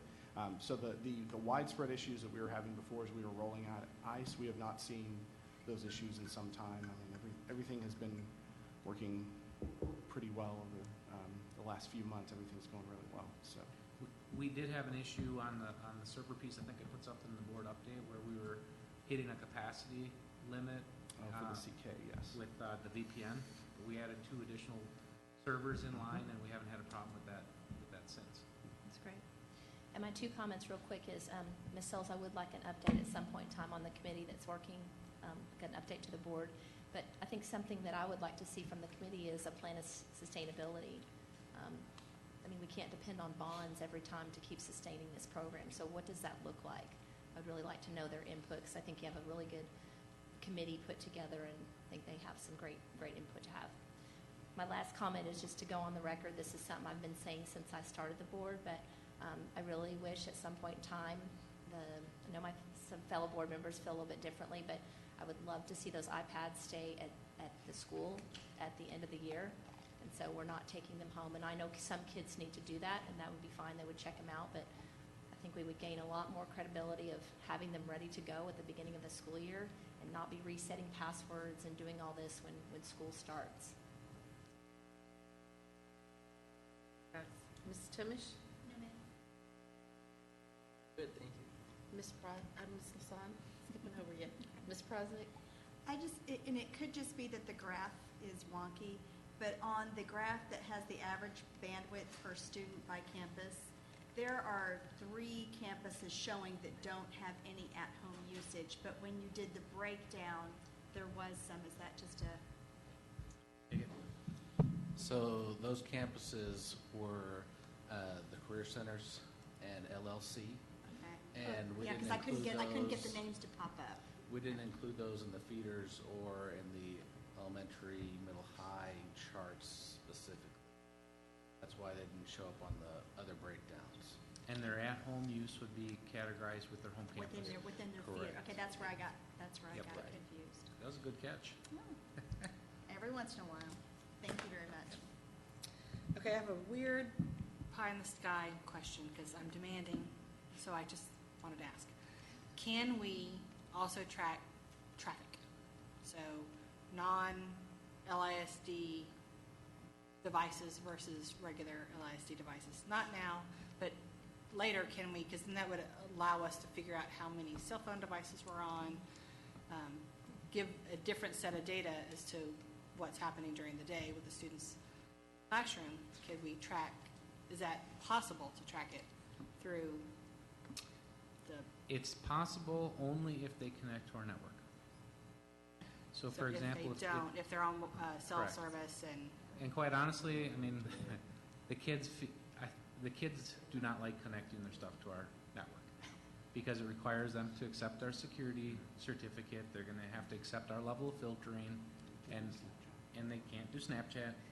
And so why would they or want to do TikTok that or whatever it when is, they could just flavor use their month. data off of their phone? So I think we could track it just to get. But it's not useful data I'm because it's not a questioning the full. usability of the data. Yeah, You agree with that?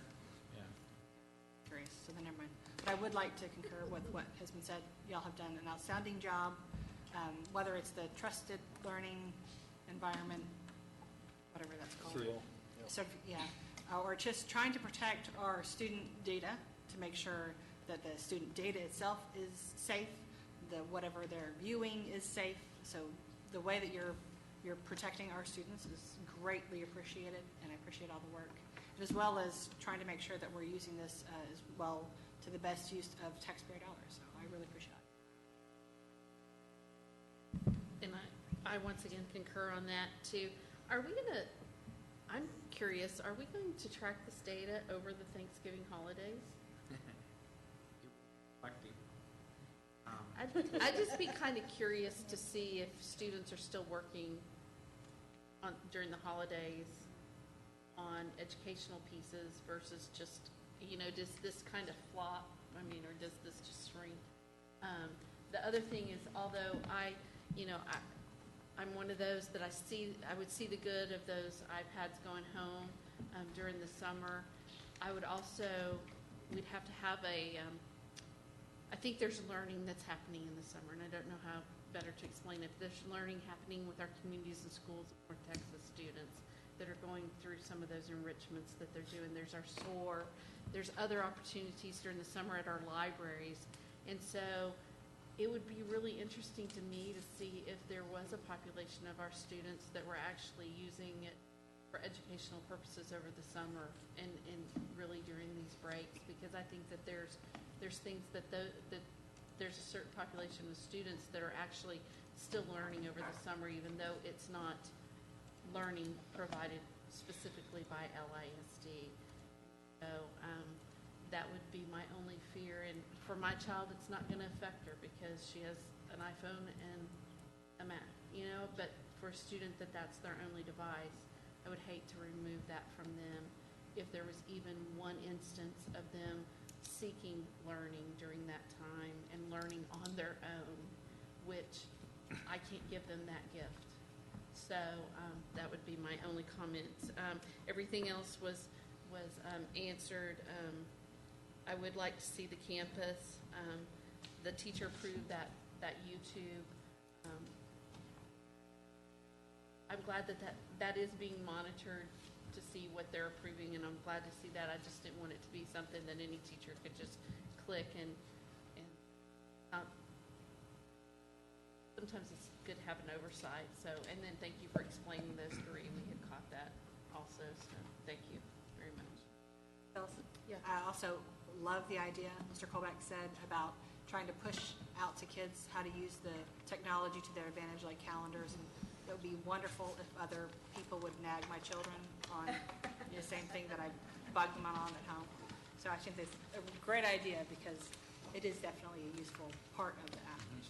And just one more comment to Mr. Miller's thing. When I was president of the PTA at Killian and Lee Mann was the librarian there, we saw that first rollout of those iPads there. A number of students not, and we invited those families specifically, those families who had opted out onto the campus that night, and we brought IT guys, people that understood technology much greater than I did, and we learned that a lot of the families use other services other than Apple and did not have a Google account. And once we were able to sit down with them and work with them and get them that account, sometimes I think it's easier when they don't really understand what's going on to just say no than to explain that they don't understand. And so I think for some, that's going to have to be a personal conversation. And I would hope that some of our organizations might step up to the plate in some of our community as far as those that you can gather them in a room, you're going to tell them this whole thing again, and they're all going to walk out and say, I don't want to do it. But when you sit down at a table with a parent and their child, and there is an ability to communicate why, and somebody is willing to step out and help them on a one-on-one basis, we almost eliminated all opt-out on that campus that year. So just let us know. So anything?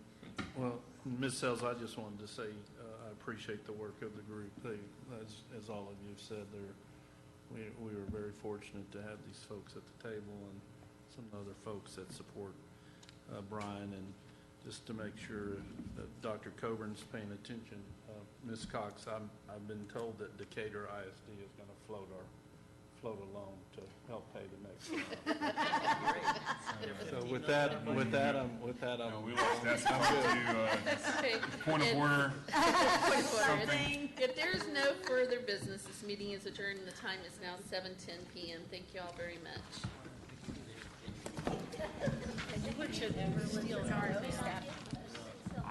Don't plan to.